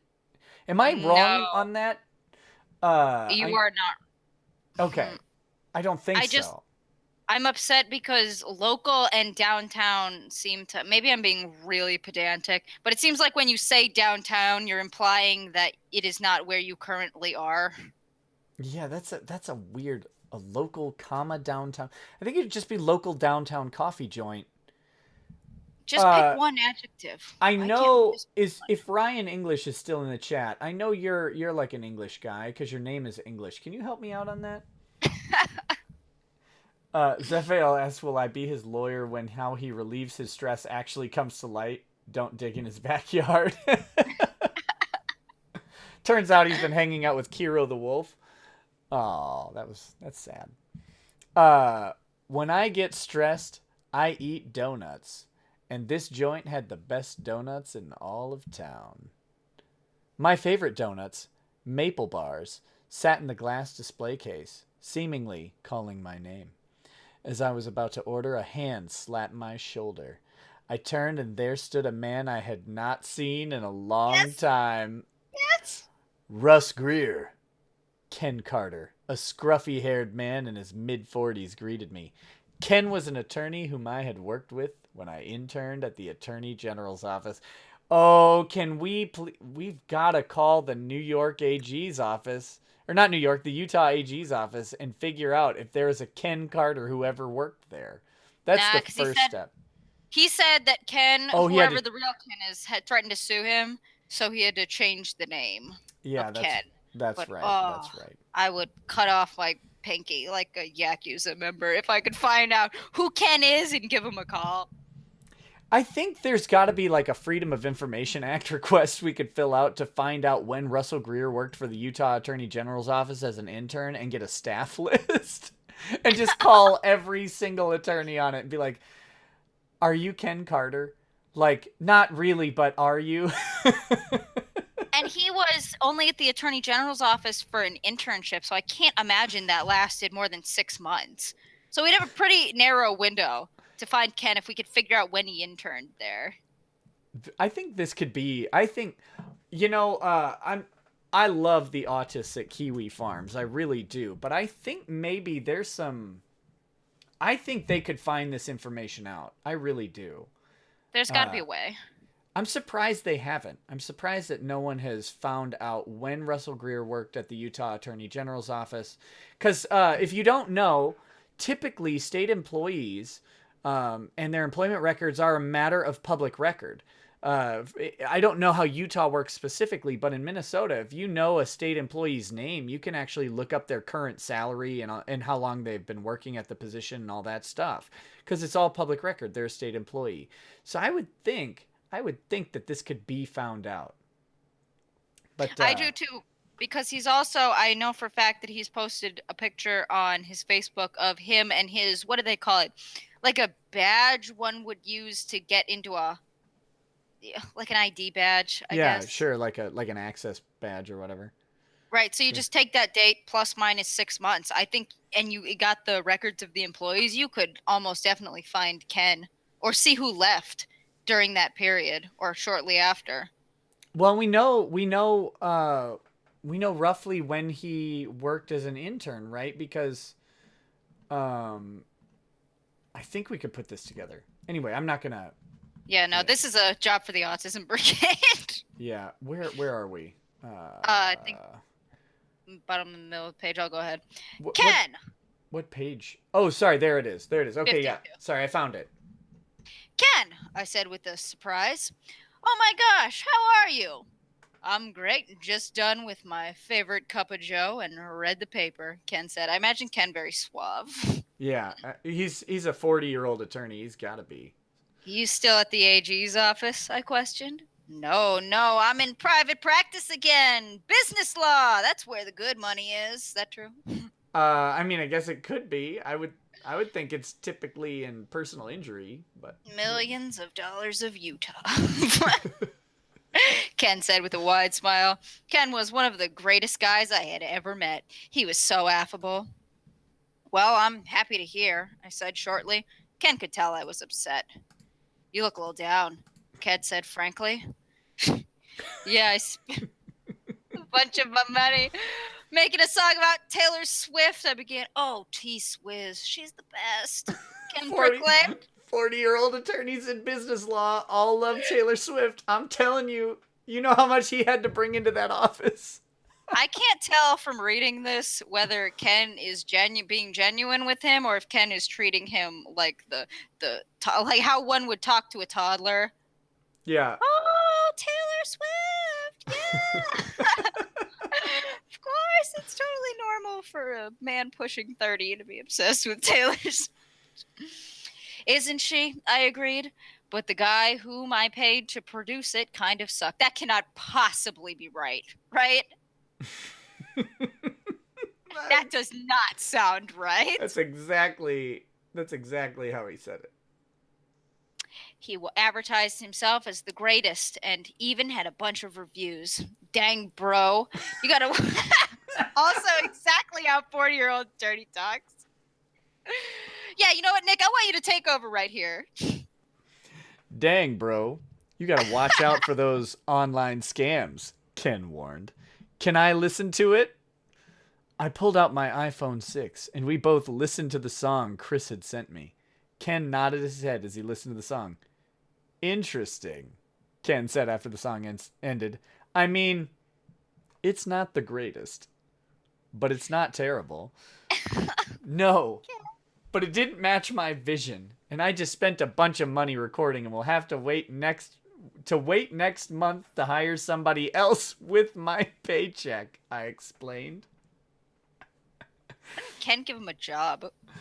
If I were you, Ken advised, I would get the song that you paid for, your sheet music, anything else to show the effort you put in, and send it to Taylor. She's such a sweet girl. Guys, attorneys do this all the time.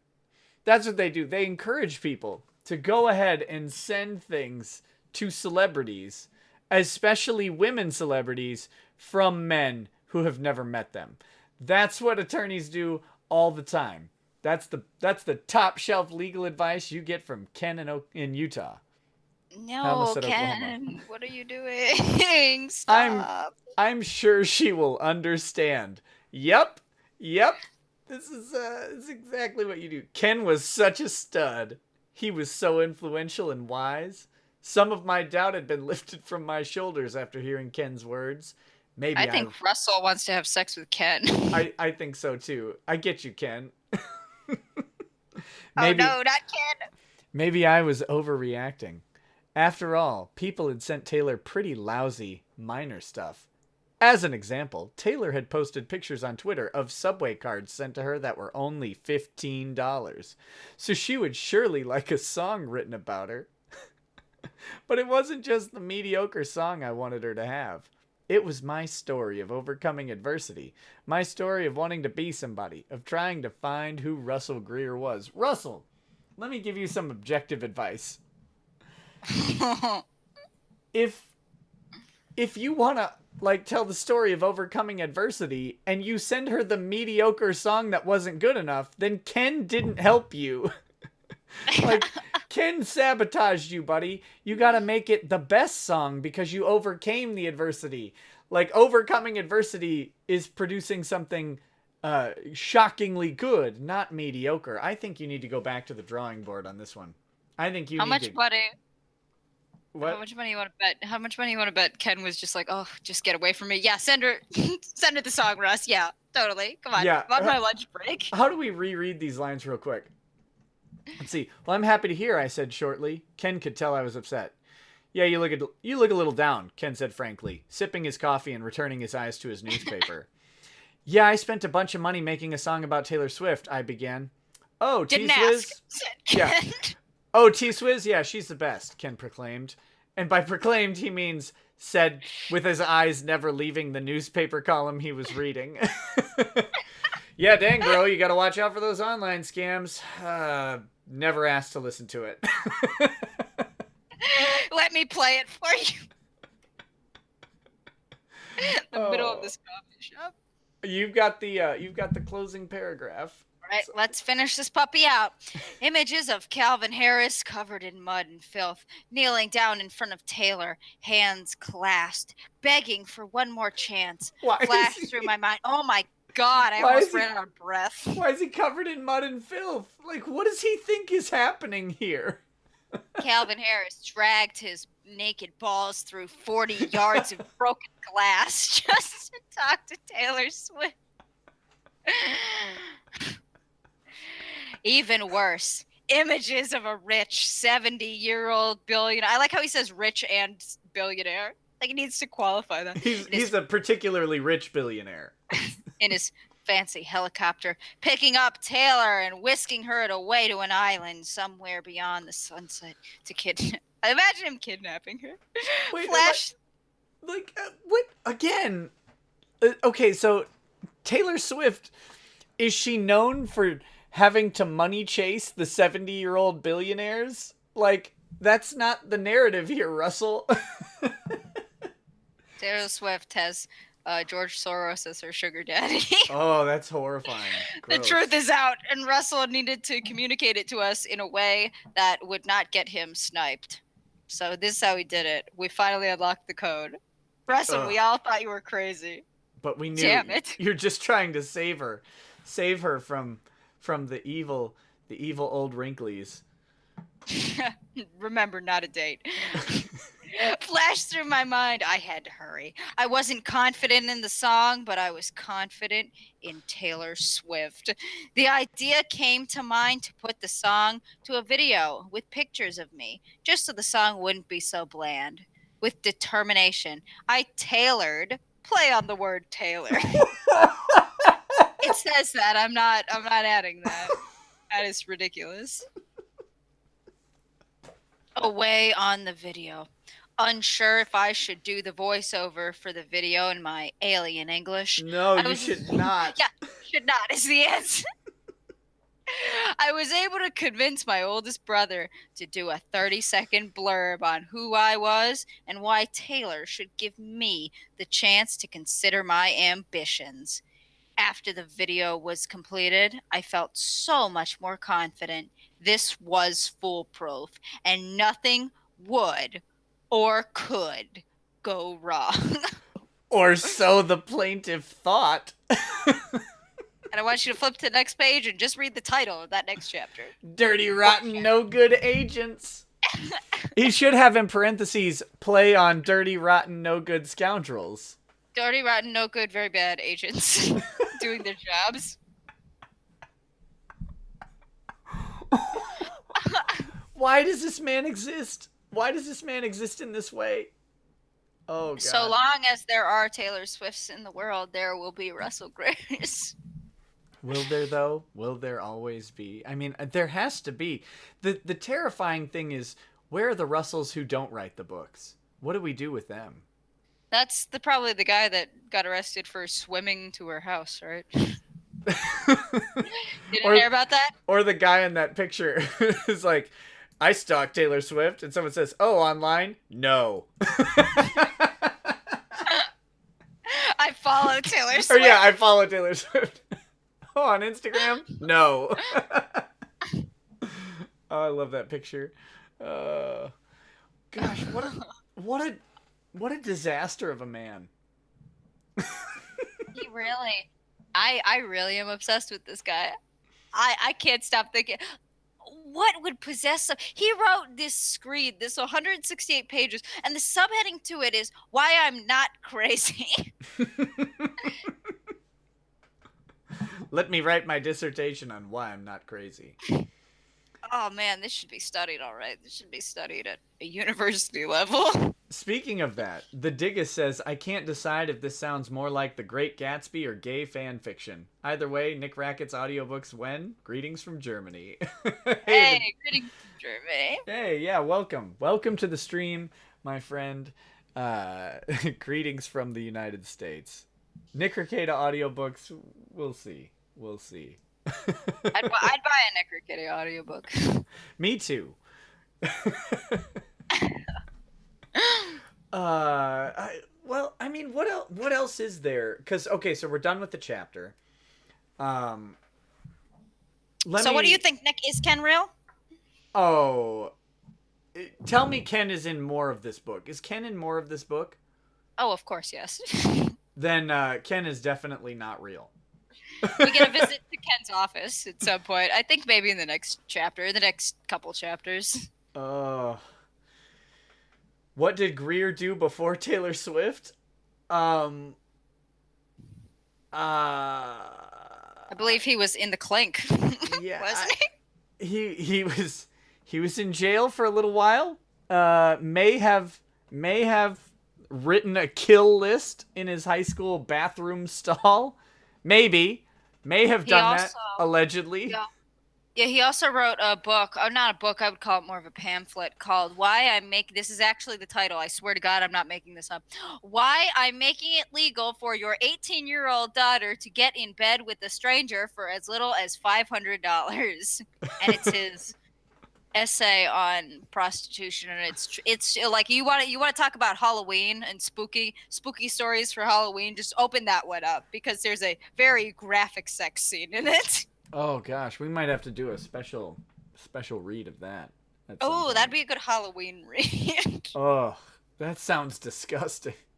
Is there a pedo awareness month read? Or like sex offensive awareness? There's got to be like a sex offender awareness month that we could do that for. Hallmark has every day, like there's like National Donut Day, National Flag Day, National Hand Sanitizer Day. There's got to be National Pedo Day. Yeah, where's the cards for that one, Hallmark? Can you put me in the pedo day section? Oh, I'm sorry, minor attracted person. Yeah. This is a map awareness day. Map awareness. Oh, wow, we're finally recognizing cartography. No. Actually, oh, you're going to be mildly disappointed.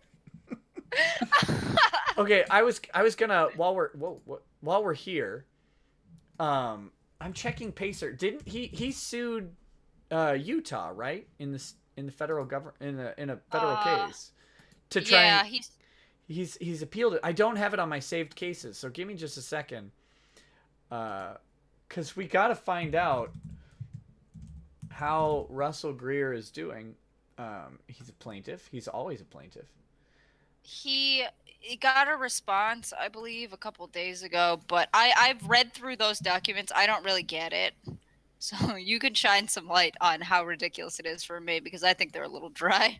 Okay, it's not the masterpiece that this is. No, I haven't checked this case. I forgot to add it to my saved cases. Wow, there's a lot of briefs written. They're probably from all of his opponents. Oh, it's order on motion to leave and leave to appeal. Okay. The last one he got is June 26th. There's got to be another case then. Hold on just a second. There's got to be an appeals court case. I'll have to find it. But so he appealed. He was requested to proceed in forma pauperis, which means as a pauper, as a poor person. As a poor person, yeah. So you don't have to pay fees to the court. Court fees are pretty expensive for like, you know, just your average people, and it's part of what keeps litigation from happening all the time. But if you make below a certain amount of money, you can request to proceed in forma pauperis, which he did. He was denied, and now he has appealed that denial, and I'm sure he's going to get denied on appeal. Let's see. Oh, the Digga says, "Holy poop! This is fan fiction." This is not fiction, so do not besmirch the name of Russell Greer in this way. Yeah, it says at the beginning of the book, this is all mostly true except for the things he made up. But how could you think this is fan fiction? No, I'm sorry. Go ahead. No, I was just gonna say, if you're not aware, the Utah case, the case where he's suing the state of Utah, is to force them to open brothels, to force women to have sexual intercourse with men with disabilities like Russell. So, anytime you're considering that we might be being mean to Russell Greer, who does not have a mental disability. That was another question from the chat. Is a physical disability. As far as we are all aware, he is mentally 100% capable. I mean, in whatever form that means. But he's not a crazy person. He is legally competent to represent himself. All of that stuff. He's not appointed a guardian or anything like that. He is not considered mentally disabled. So whenever you think maybe we might be being mildly rude to Russell Greer, just remember that he is trying to force women by law to have sex with him.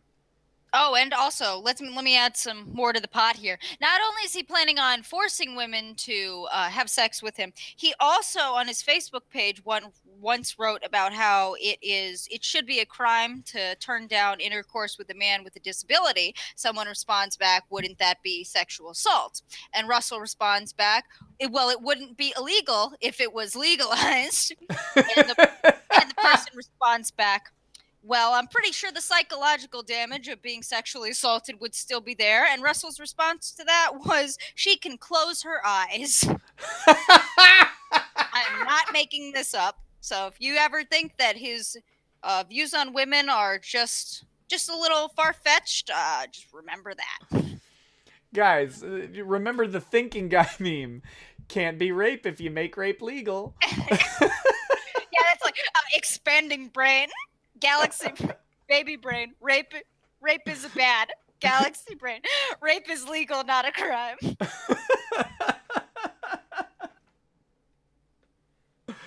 Oh my gosh. Oh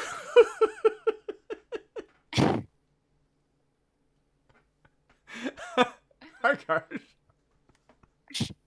Put it back. Yeah, put it back in. Put it back in. Can you say the alphabet? Can you sing a song? Can you sing Russell's song? I don't have it memorized. I like to drink some whiskey. Can I try? Yeah, try it. Just gull it down. This is the real Russell experience. Come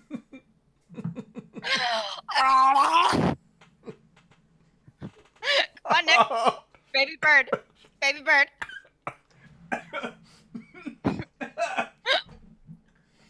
Oh, wow. That's a college drinking game if I've ever seen one. Guys. Oh, whiskey has never burned that bad. Whiskey has never burned that bad. Oh, my God. Whoa. Because you can't just swallow it. It like, hangs out in your throat and in your nose. Whew. All right. Oh, you're okay. Going for it again? No, I'm not going to drink anymore. I'm going back to Lorenism. And they don't drink. So. That's true. You're Mormon. No? Yeah, that's right. You guys want to listen to the song? Yeah, we should listen to the song. And just know, guys, that I have been in email contact with Greg Skordas. Superstar attorney Greg Skordas. I am trying to arrange an interview to talk about his cases involving Taylor Swift and Ariana Grande. against Russell Greer. I am working on it. Hopefully, we can make it happen. He did not say no yet. He did not say no yet. So we are going to try and get Greg Scortis on for some Russell Greer talk. I just saw the drool come out of that. Oh, God. It was hideous. Luckily, I've been wearing these clothes all day, and they will go immediately into the washing machine. But it was like watching a grandpa take his dentures out.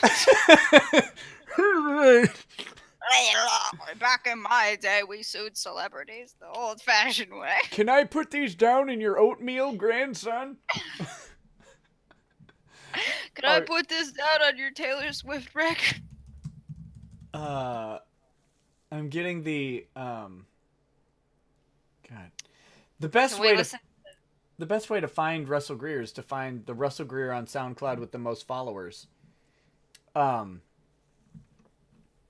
he have the Kylie Jenner song up still too? That's also a classic. Win a Date with Kylie Jenner? Yeah. Ariana Grande version of my song Safari Ride? Wait, what? Oh, that's disgusting. I get you, Taylor Swift. Let me see if I can pull this up for you guys. We won't be able to hear it if I play it through OBS. Yeah, I'm gonna mute you and then listen to it on the stream. Just give me a 5-second delay. Let me answer. I'll give you a warning when it's coming. Bagel Goose says, "Do it again." I blinked. No, I wasted whiskey. There's whiskey on my pants now. It is just covered in slime and drool. Nigel Rhodes says, "Do you have an update on the Mark Zaid interview?" He responded to me on Twitter, but when I emailed him, he did not respond. So I am still. I'm gonna ping him back. I don't like to hound people on this stuff, but I am gonna ping him again on email and just say, "Hey, just following up." You know, he might not be interested for various reasons, but when he responds, I will let you know if we can arrange an interview. That will happen. In the meanwhile, let's get this one pulled up. Give me just a moment here. Plus, we need a browser source. Scrolling through the chat, and somebody wrote Cold Stone dropping panties. Cold Stone, not good ice cream. I've only been there once, and I thought it was fine. It's fine, yeah. Okay. Oh, wait. I forgot it auto-played. Hold on. Okay, I'm gonna give you... OBS. We're going back to it. All right, here we go. Ready? If you're ready, I'm gonna go ahead and go in 3, 2, 1, play.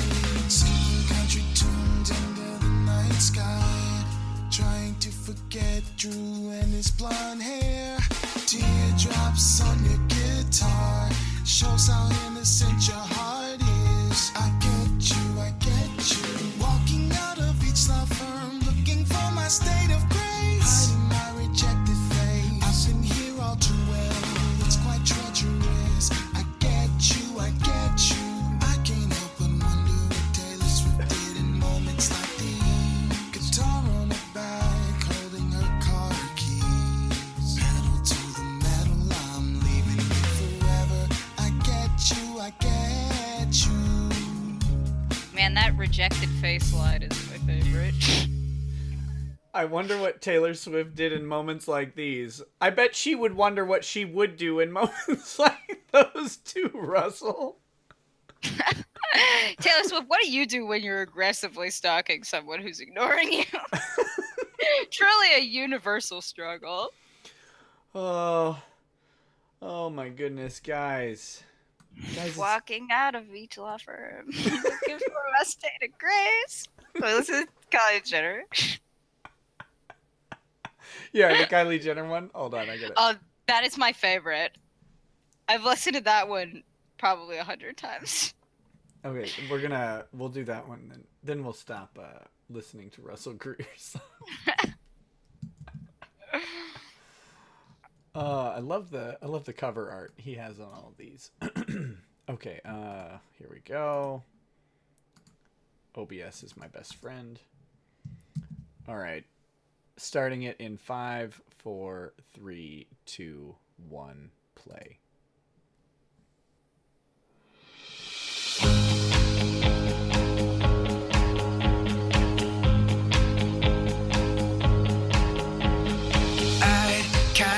To meet Kylie Jenner, but I'm scared out of my mind to get her attention, cause she's got tempo to rock and roll, knows how to get low. I can match her Kardashian moves, but I'm gonna try and stand out. Yeah, this is a shout out. I wrote a song to ask her out. Maybe I could win a date with Kylie Jenner. It's gonna happen, Russ. It's gonna happen, buddy.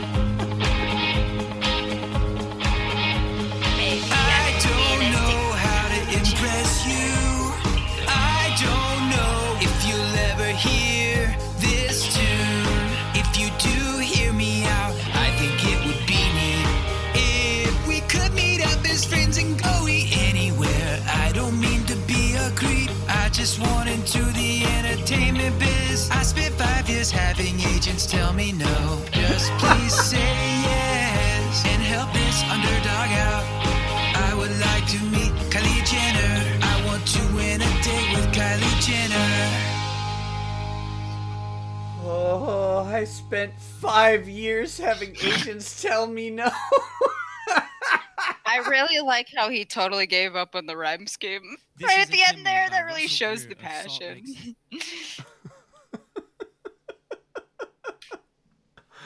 Oh. I don't mean to be a creep. I just want to do the entertainment biz. And Kylie Jenner.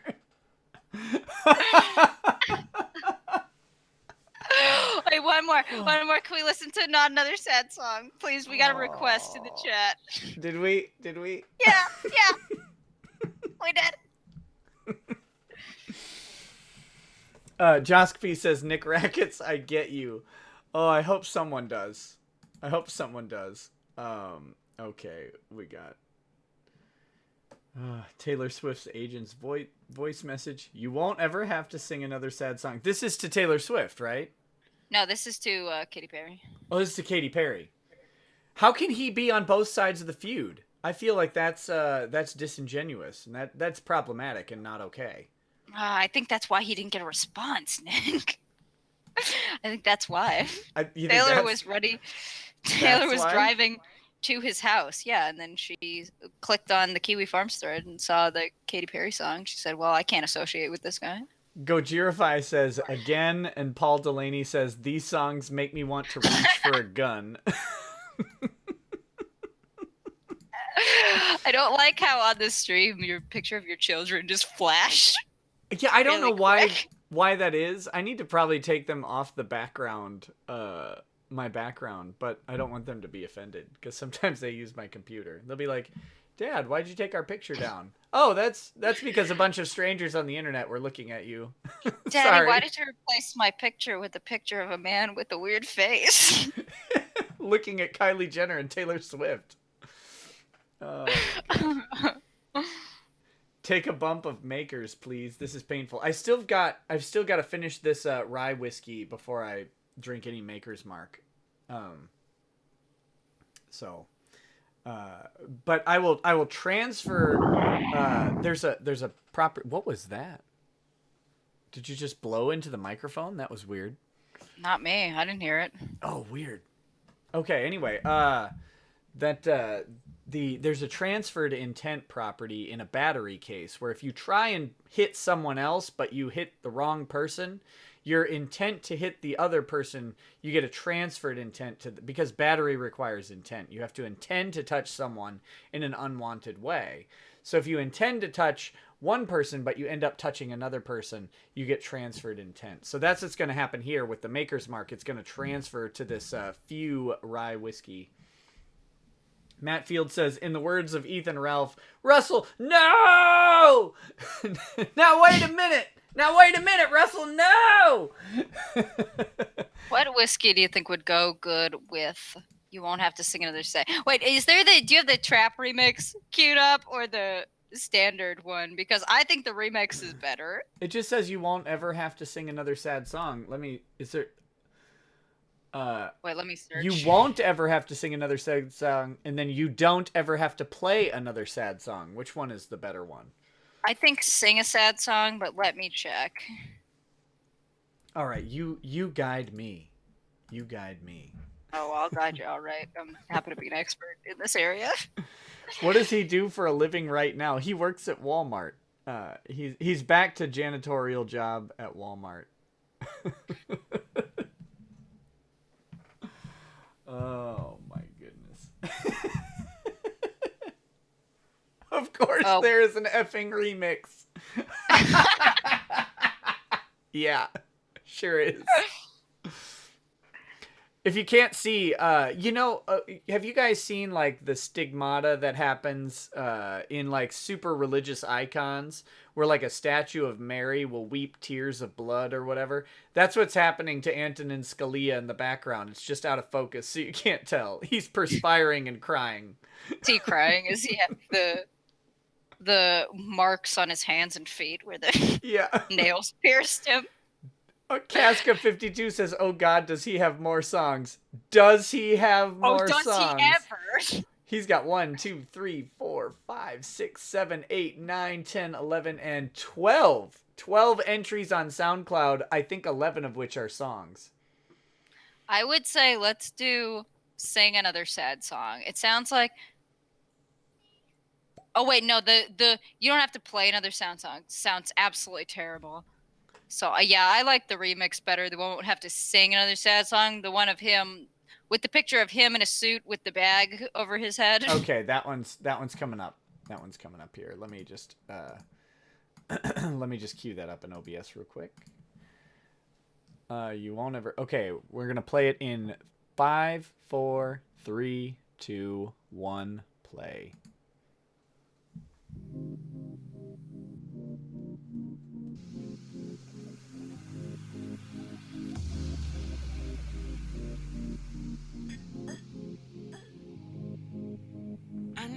Feeling, I know what you mean. Hurts when you love unconditionally. You're wide awake while my love doesn't sleep. Chained to your rhythm, I'm weak. But you found me. But you found me. But you found me. Where did you go?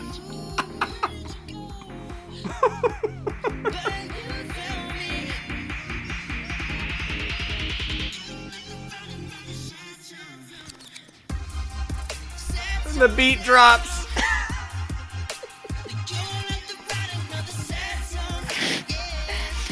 You don't have to write another sad song.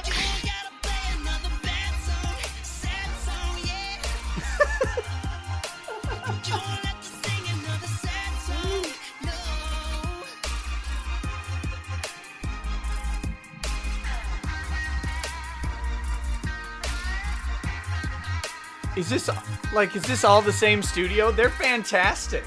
I don't know if this is Soundcat, but I genuinely unironically like that song.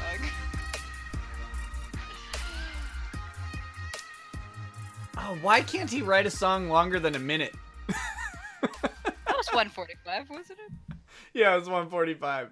But I mean, like a minute and a half, minute 45. This is a demo by Russell Greer. No, of God, Salt stop. Lake City, Utah. Stop, please stop. Oh, sorry. It started up with the right here, right here. That's the autoplay. Oh, really? Right here, right here. Power Cage says Greer is queer.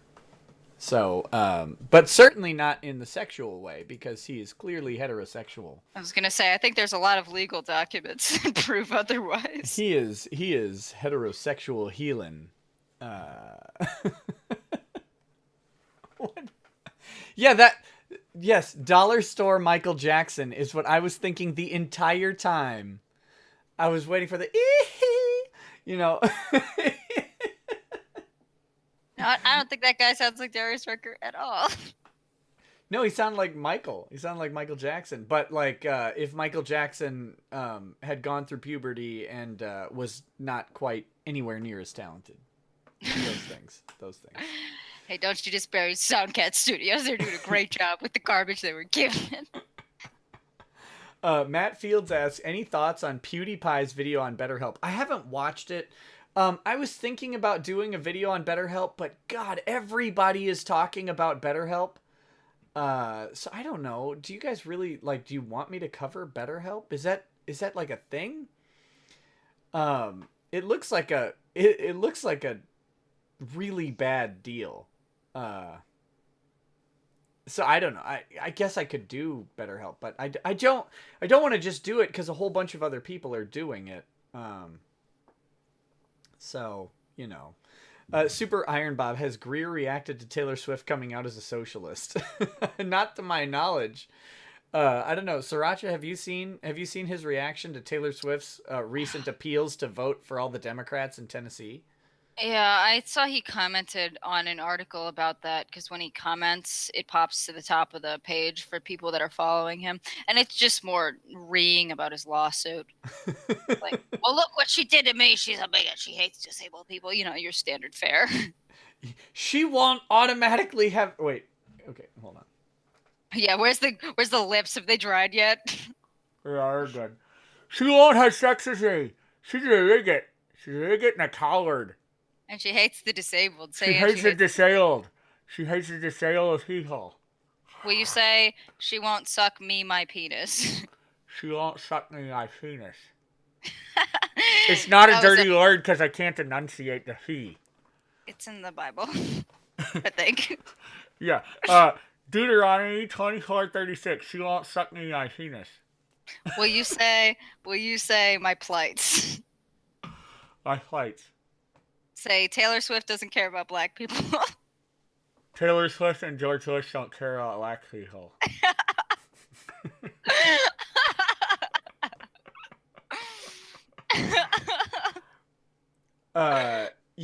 Matt Field says, just asking for your thoughts. I don't want a video. It's peak at the moment.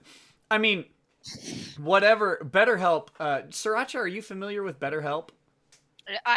Very, very brief. Yeah, I'm familiar with it enough to know that Philip DeFranco's an a-hole. That is true. I think we need to send Russell Greer to BetterHelp. It might be a better use of his funds than Songcat Studios. And Songcat Studios, no offense, I don't want to take away your business, but no. So BetterHelp is some like online therapy service that doesn't provide therapy according to their terms of service. According to their advertisements, they provide therapy, but according to their terms of service, they do not. Yeah, didn't they put out a statement, or at least Philip DeFranco retweeted some statement that said, we make sure that all our licensed are therapists, and then in their terms of use, it says we are not responsible for the licensing of our therapists, or something like that? Yeah, it's something like that. Their terms of service is very, very, like, I mean, it borders on, in my opinion, being unconscionable because it limits liability and stuff like that. It's like, we limit liability to the last 3 months of use. And it's like, well, but therapy takes longer than 3 months typically. So, and from what I've heard, like, you can accidentally pay for a year of this thing up front, and it's like $80 a week or something. So oh people my gosh. So people are like, getting their debit cards charged like $4,000 on accident. $80 times 52 weeks in a year. Oh my gosh. Yeah, that's about $4,000, huh? Yeah, it's a disaster. Rake Steele says, hold up, Nick. I'm gonna let you finish, but Russell Greer is the greatest artist of all time.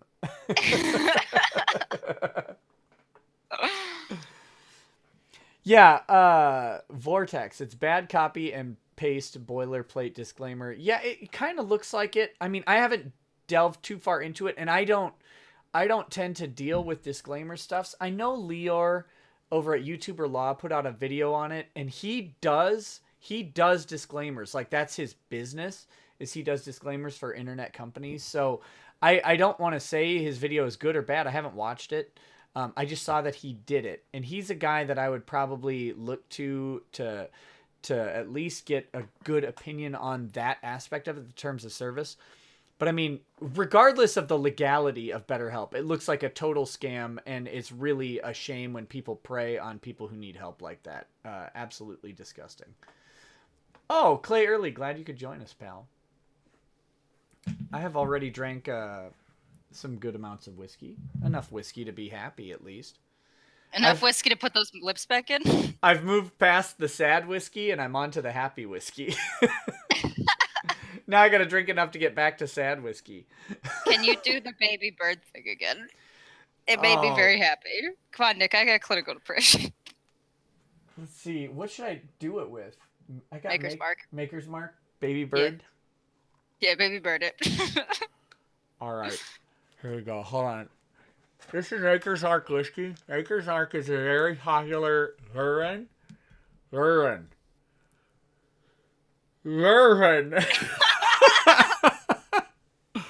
It's from Kentucky. It's bourbon.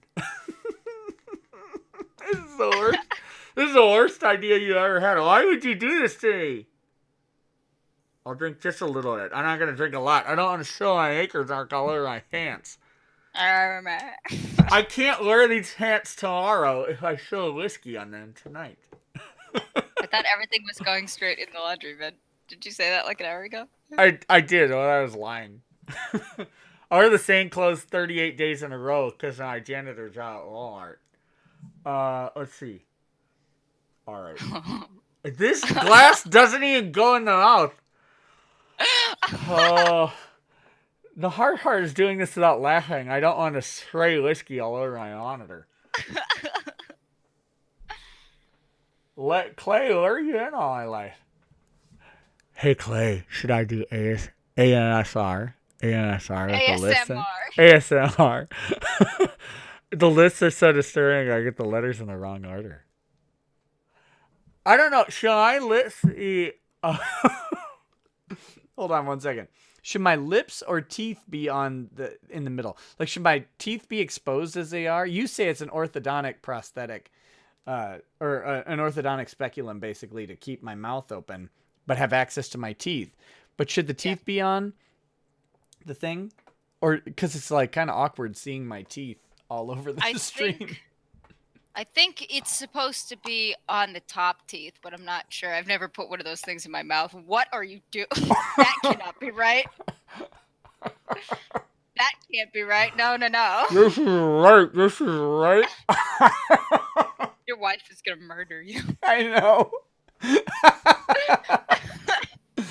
I hope she doesn't ever watch this replay. Sweetie, if That's you do... okay. We're at hour 2. This is where you hide all the bad content. Sweetie, if you watch this, I apologize, and I have a rosary on my desk somewhere, and I will do my penance. Yeah, you'll do 3 Hail Marys and you're good. How that works, right?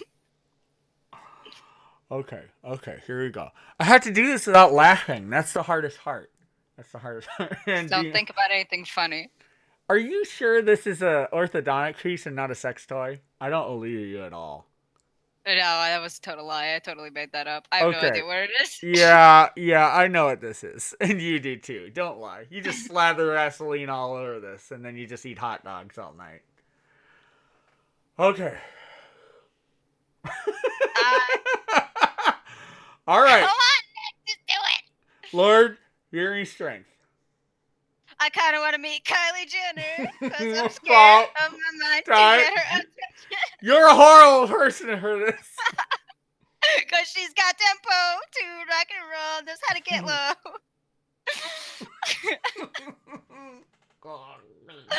Wait, gargle with it.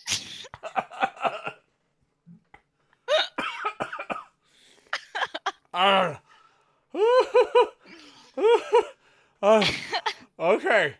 Russell Greer, better not be a whiskey drinker. Okay. Here we go. I'm gonna try gargling it like you suggested. That might help it go down a little The worst part is the shock when the whiskey actually enters your mouth because you can't know when it's happening. It's true. It gets caught in the lips. Like other things. Oh. That's sting, Nick. Is that sting? Are you gonna... Oh, that's disgusting. Ah. Ah.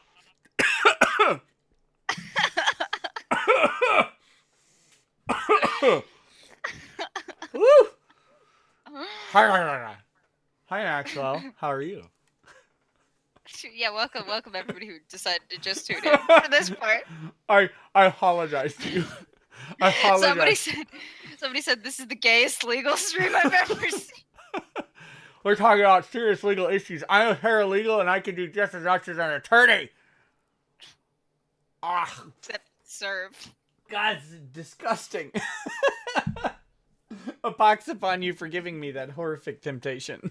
Did that go straight in the crash, or are you gonna keep it around for the next reading? I think I'm going to keep that around for the next time an anti-Comicsgate person wants to debate a Comicsgate person. What, are you gonna stick it in and say I have a disability? Yeah, right before I scream them off the stream with all sorts of bad pronunciation. No, that is... No, this is not Jazzercise, Casca 52. Don't you dare tell me that's Jazzercise. What is Jazzercise? Oh, Sriracha. What? No, you don't know what Jazzercise is? No, what in the hell is Jazzercise? I got you, fam. Luckily, Thank you, Dad. there's an app for this. Hold on. I'm going to show you what Jazzercise is. God, where's the original Jazzercise ad? Jazzercise on Kickstarter. We're not going to watch this whole thing. Okay. Oh, I am burping up Maker's Mark, y'all. That's disgusting. You gonna puke? No, you no, puke no. Nowhere near puking. Nowhere near puking. I'm barely even intoxicated. I don't know, Nick. You just baby birded Maker's Mark with a Yeah, but Jazzercise device in your mouth. I do that sober. Okay. Oh, okay. Oh, I'm gonna have to send you this, aren't I? Because you don't have you won't be able to hear it. I'll just watch it 6 seconds later on the stream. Okay, so mute your mic and then turn on your volume. Gotcha. All right, you ready? Here we go. Here comes Jazzercise, guys. Hello, Kickstarter. We're coming to you from Maui, Hawaii. I'm going to tell you a little bit today about my Maui, invention, Hawaii. the Jazzercise. So over a decade ago, I started my career as a mixed martial artist in the Gage. Yeah. I was light heavyweight champ of Fairbanks, Alaska for 5 years. 10-0 professionally I went. All three Unfortunately, people I in lost my Fairbanks. last fight. Regardless, so 8 weeks prior to every fight, I would get a nylon chew toy, and I would work the basic chewing motion, the strength in my jaw, my neck, put me in the right state of mind that I'm getting ready for battle. Then I started to notice other benefits, like all of a sudden my cheeks started to lift, my neck started to firm, my jaw became more distinctive. More So that's when I knew I had something, but the question is, how can I create, how can I reproduce, how can I safely deliver? How can I reproduce? This guy doesn't know how to reproduce, y'all. Jazzercise is Nick, real what is simple. this garbage? What are you making me Different watch? resistance levels from beginner, where it's very soft, all the way up to elite professional athlete, more firm. You got to go from soft to firm, Two Sriracha. sizes, You got to go so from very soft to easy- firm, right in the easy to mouth. Custom fit. It's a silicone with a polyurethane boil and bite strip. So you get it in the mail, you boil it for 30 seconds, you place it in the mouth, Put it in your mouth. Put it in right your mouth. down. Let it set for 10 seconds, pull out, Yeah. cool underwater for a few. Cool it underwater. We proceed to Jazzercise. Yeah. It's just the basic chewing motion. Right to your fist. Full range of motion. Open, This is disgusting. The noises you're making are disgusting. Shut open, this off. close. No. But as you find, we need to build. Why is he the playing shoulder and basketball? rod to You don't keep, need to know. The primal side of us activated, if you The will. primal side. But here's what I have noticed. My jaw's gotten significantly stronger. I used to get like after working out, you know, I chew gum when I work out and lift weights. And after working out, I used to get like this lockjaw symptom where I couldn't open Lockjaw. my mouth too wide because I've been chewing on my gum too hard the whole workout. I don't get that anymore. I don't get that. I don't get that. And about 3 days ago, B sent me a before and after picture, and I couldn't believe it. I've been doing it for a month and a half. The camera and angle I look is at slightly myself different. every day, so I really don't see what other people see. You know, we don't see ourselves how other people see us. But when he sent me that before and after picture, it was clear as day, the effects of Jazzercise. It totally lifted my face. It was a facelift, y'all. It was a facelift. And I mean, it's just amazing what it did. Like, amazing. I don't know either. As I said, Jazzercise comes in 2 different sizes and 4 different different resistance levels. I almost forgot to mention, it's not just for men, it's for women too. It's for women too. You can work that jaw, ladies.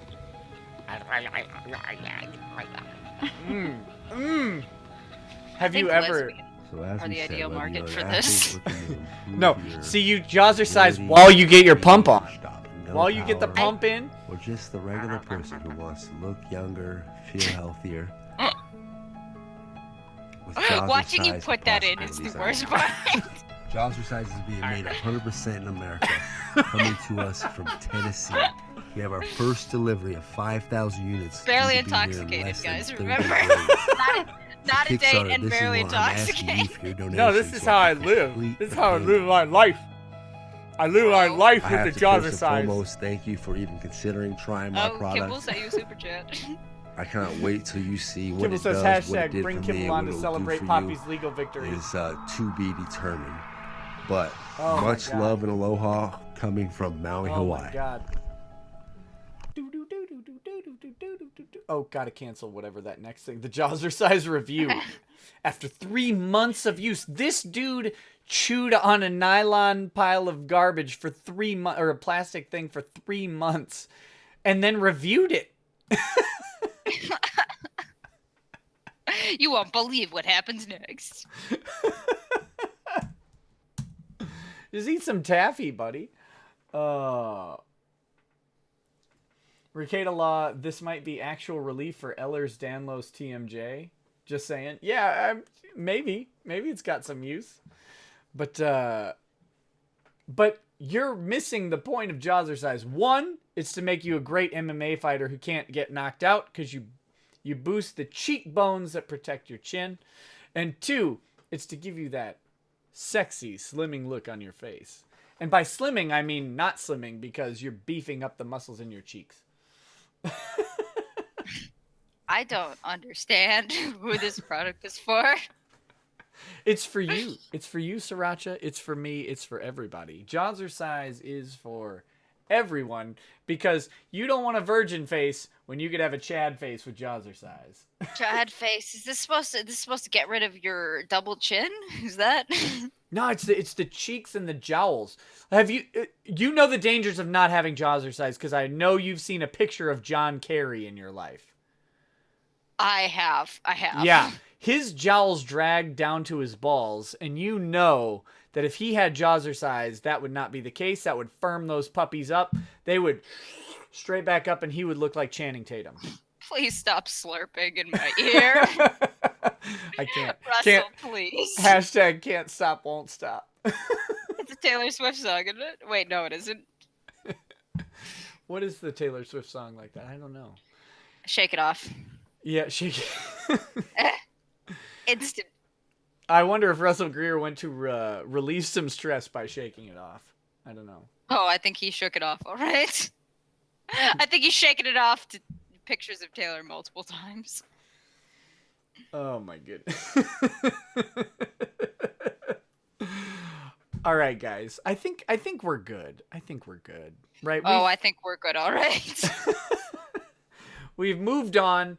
Chapter 4 will be coming hopefully next week. But guys, I am still sorry. I've got the list of jazzercise results from YouTube up on my screen, and one of them is Tone Face made in USA. Sorry. Can't help it. I'm looking at the Here, I'll help. I'm going to show you. Where's my snipping tool? Oh, it's over there. No. You just have to see like what I'm putting up with right now. This is just I gotta see. Right. Let me get to. This just takes a second, and then we'll end the stream. I'm sorry. Okay. Now I just gotta add this image for you guys. Hashtag chew it off. Manic Monday podcast says. Let's see. Where'd it go? Oh, here we go. God, look at these. Look at these results. I'll scroll them up so you can see. Look at this guy's face. I can't take it. 40 pounds of resistance. Oh my god. They look so stupid. They look like they're doing that thing where you try to put the 8-ball in your mouth and then you can't spit it out. Yeah, that bottom one kills me. Looks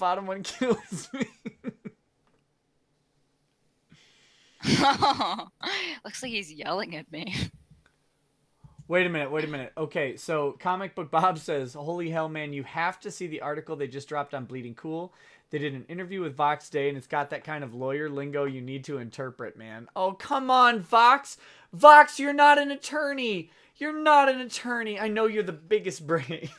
Vox Day is the biggest brain. Guys, Vox Day has it figured out. He's the biggest brain. I don't know if you know this, Sriracha, but Vox Day has published books, and he has published comics books, and he is also a former member of Mensa. Do you know who Vox Day is? I do not, but I have definitely heard the name before. What does he do? That's a good question. What he does. Oh, really? What he does. He is the Dark Lord of the internet. How do you not know this? He is the Dark Lord, Sriracha. Gotcha. What did he do to become the Dark Lord of the internet? I think he just said it.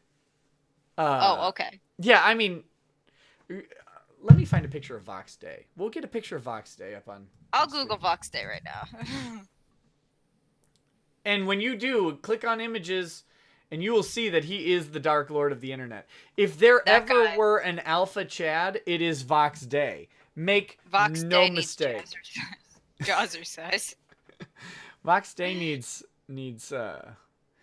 Vox Day. Okay, so you know the alpha and beta thing, right? Like you're an alpha male if you're me, you're a beta male if you're Russell Greer and can't get Taylor Swift in bed. Is that the qualifications for alpha and beta? That's how it You works. have to be a lawyer from Minnesota or fail to have sex with Taylor Swift. Yeah, those are the two. That's how alpha and beta works. That's in Urban Dictionary, I'm pretty sure. Well, run some electrons through me, and then because I'm a beta. Yeah, if you're a rando who hasn't had sex with Taylor Swift, you're obviously a beta. No, Why even live? Vox Day has taken a step beyond. He has classified men as gammas. This is Cernovich level classification and categorization. A gamma is below a beta, because I don't know if you know this, but gamma comes after beta in the Greek alphabet. Isn't gamma the strongest type of radiation, though? Shh. It's alpha, okay. I'm sorry. beta, gamma. Don't confuse this, Sriracha. It's very important as a woman that you know how to identify gamma males, alpha males, and beta males, because you wouldn't want to be caught with a gamma male. Like, if you do that, if you're caught with a gamma male, you have to kill yourself. That's a rule. Gotcha. If you're caught with a beta male, you have to hang your head in shame. And then you can only be truly fulfilled as a woman if you're an alpha, right? Like, or if you're with an alpha male who will treat you only as an alpha would. That's how it works. Beyond the presence of a jazzercise tool, how do I identify the alphas? I think you really know how to identify the alphas. Gotcha. The qualification for being an alpha is not being a beta and not being a gamma. And when that happens, you are then an alpha by default. And that's how you really achieve alpha status, is by default. You should sell tickets to this for $10,000. Yeah, this is chimpanzee mindset, y'all. It's better than gorilla mindset because chimpanzees are closer in DNA to humans than gorillas. And how are you pronouncing that? Chimpanzee? Maybe. Should I do it with the lips? Chimpanzee. stressing the wrong syllable. No. We're gonna chimpanzee. This is pansy, all right? It's a chimpanzee mindset. The Eagle Goose says to talk about Lox with a sex toy in your mouth. Lox is a former software developer, not a hardware developer. An alpha would develop hardware, but Lox is a gamma, so he develops software because softness. I don't know if you're getting the joke. Oh, I think. Thank you, Russell. Can you explain it in another sentence of detail? Oh god, I gotta stop. This is ridiculous. Oh, that's disgusting. Oh, it fell on the floor now. Now I can't use it. Now it's got carpet fuzz on it. Put it back in your mouth and drink more whiskey. Yeah, that's how I would sanitize it, right? Is with whiskey. Right, kills bacteria. You better put it in your mouth and then deep throw that bottle of Maker's Mark just to be safe. Just put the whole bottle in and tip Yeah. back and gargle myself into safety. Oh dear lord. We should do a Cernovich tweet stream with the mouth in, I think. Oh, That's mean. That's mean to Cernovich. What did Cernovich ever do to you? Nothing. You know what? I would love to get Cernovich on the stream because he's a lawyer. We could talk law, right? I think on the most technical of levels, yes, he is a lawyer. Shh, don't talk about that. Shh, don't. Shh. What is it? Is it like Baba Booey where you say it? Yeah. 3 times did he appear? Wait, that's not what Baba Booey does. What? Is it in the morning, guys? Please forgive me. Yes, What is you it, say, Baba do? guys. This is a U.S. statute. It's in the U.S. code. If you say Mike Cernovich in the mirror, or no, if you say Baba Booey 3 times in the mirror, Mike Cernovich appears and gives you some black pills. Throws NAC at you. And Mike Cernovich, he can't, I don't understand why people call him racist or an ethno-nationalist because he likes black pills just as much as any other pill. Paul Delaney says, next chat you do with EVS, use those lips. I'll use the lips and eat like an entire slice of apple pie in one bite.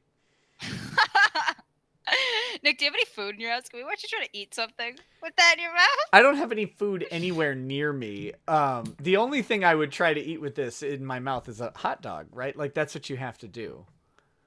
Okay. Let's get into a hot dog. This is a hot dog eat. No, that's got to be next chapter. Next chapter, I'll eat a hot dog with the lips. You guys heard it here first. Next chapter, Nick is gonna eat a hot dog with those.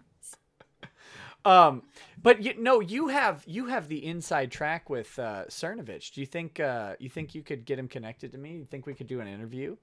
We could talk about Kavanaugh and false rape accusations because I hear from a songbird named Mike Cernovich that Mike Cernovich knows a little bit about false rape accusations. And that source was Mike Cernovich. Does he drink? Does he drink anything other than water? I mean, when you're drinking a gallon of water a day, I don't know how you have time for liquor. He did get really plastered on one stream he did on Instagram where he drinks wine. I don't know if he drinks liquor. God, I would. Man, I would love to talk to Cernovich. Like, unironically and with all respect, I would love to talk to Mike Cernovich. It's fun to poke fun at him from time to time, but he's unabashedly and unarguably accomplished. He's not. He's a lawyer, but like you said, he doesn't practice actively. He's licensed, so he's technically practicing, but his license, as far as I know, is active. But he's got society's attention. Oh my goodness, I'm yawning. Mike, I'm not insulting you, but he did tweet today that he is the hottest thing out there. Is he the hottest thing out there? God, if here's what I don't can get Mike Cernovich on, I think with a little connection, I could get Mike Cernovich on. I'll do everything I can to get Mike Cernovich on your program. Tell him I want to talk about the Kavanaugh rape accusations and how false rape accusations can both destroy and motivate a man to achieve greater things. Because, if I think Cernovich would agree, and I think he would say it in my favorite way possible, that if he had not been charged with the false rape accusations and had to go through the dark side of the legal system, he would remain a liberal cuck lawyer, just slaving away at some no-name law firm. He would certainly not be the Chad he is today with the gorilla mindset, right? Like, I don't know about that. we'd have to ask him. But I remember on the Dick Masterson show, when he was on there, he was talking about how he was a liberal. He was a cuck. He was just completely vanilla and boring and had all of the liberal perspectives. And now the black pill was the false rape accusation that he had to spend like 2 years of his life fighting against. Basically broke him and painted him as a rapist and all that stuff, which he is clearly not, according to him. And What a reliable source. Well, I think it's reliable, right? He was there. So I want to know his perspective on the Kavanaugh thing. I think it'd be worth talking about. If you could in any way make that happen, like just tell him to DM me. I would. Nick, I promise you, I will slide in Cernovich's DMs just for you to try to get him on this. Because believe me, we're on the same page with this. I would love nothing more than to see Mike Cernovich on these streams. It's like the collision of my two favorite things. Oh man, that would be great. Thank you for that. You're welcome. Two of my favorite lawyers. And tell him the other most important part. If Mike Cernovich will come, if he wants to come on stream with me in general and talk about Kavanaugh or any other issue, I'll talk about anything with that guy. But he is invited to read any chapter of Russell Greer's book with us. Oh God, yes. You think we could get him to do that? You have the DM access to him. I don't. If you ask, I would be 1,000,000%. I would give him 2 paragraphs to 1, whatever he wants. If he wants to come on. I'll hit him up on Instagram. He seems to respond almost instantly every time I Instagram DM. Okay, Instagram DM him. Tell him, like, unironically and with, like, and I know it's a joke because I'm kind of making, like, mild fun at him, but I really, like, with 100% respect, would love a live stream interview with Mike Cernovich. If he would do it and we could talk about whatever he wants. We could promote his whatever book he's writing. We could promote his service. He could talk about that. We could talk about Kavanaugh. We could talk about any social issue and tell him lawyer to lawyer. We can talk about whatever he wants. And I think we'll have a great discussion. And then he is also, of course, invited to participate in any Greer stream he would choose. I'll even let him read a chapter of Gorilla Mindset. Oh man, that would be fantastic. That would be so good. I think we could invite him to do, we could all just switch off paragraphs like this of Gorilla Mindset with him on stream. We could do that. Whatever he wants, just let him know that I am 1,000,000% open, and would be humbled to have him on my show. And we could talk about literally anything. I think that'd be great. So I want to get him on pork cheddar first. Yes. He likes porgs. Yes. Mike Cernovich, I see you tweeting up a storm. Tweet at me and tell me if you like porgs. Heather C asks, is it true that Zayd got an extension till November 2nd? Where have I've seen this. I've seen this chat a couple times. Where are people coming up with the rumor that Mark Zayd got an extension until November 2nd? Can you please answer that before I end this disaster of a live stream? I thought it was pretty good. It's great. It's just gone way off topic. That's what I mean disaster in a lovable sense. I know what you meant, Nick. Stop it. You made me drink a shot of Maker's Mark and as a baby bird. So if it was up to me, you would have baby birded that whole bottle. I can't do that. Lady Rackets would really be upset if I got that hammered on stream. Things would be Jesus, go ahead, do it. Okay, so Kiwi Farms said he got an extension to November 2nd. I have to look into that. I don't know if he got an extension till November 2nd. I don't have that information, but I'll have to look it up on Kiwi Farms and give it a look-see and see what I think. I will maybe address it on Friday.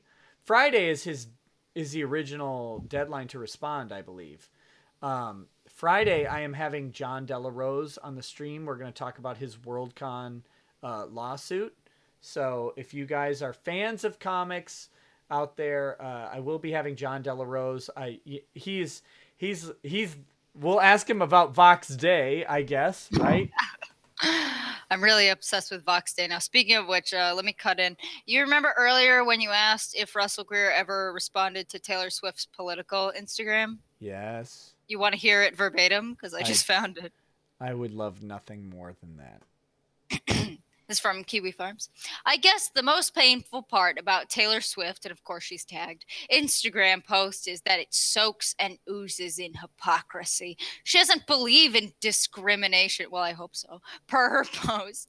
Yet her unsolicited policies had a disparate impact on me. Her agents discriminated against me by her agent telling me that he didn't care about my disability and efforts. If what she said through her lawyers was true, she discriminated against me by the false narrative she labeled on me. That is just a disaster of a sentence. She champions the LGBTQ and calls their plight brave, yet she spat upon my plight as a disabled man with her actions and inactions. She spat on him by not spitting on him or ever communicating with him in any way. Trying to stay literally as far as possible away from him at all times. A restraining order just means that you love someone. I guess the worst part is nobody cares. Lol. No, Russ, we care. We care a lot. Please keep doing this. Satirically, everybody is losing their mind over minor things, but nobody even wants to touch this. I don't get it. You know, here's what Russell Greer needs to do.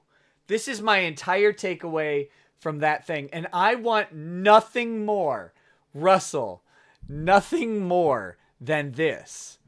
I want you to champion changing LGBTQ to LGBTQD.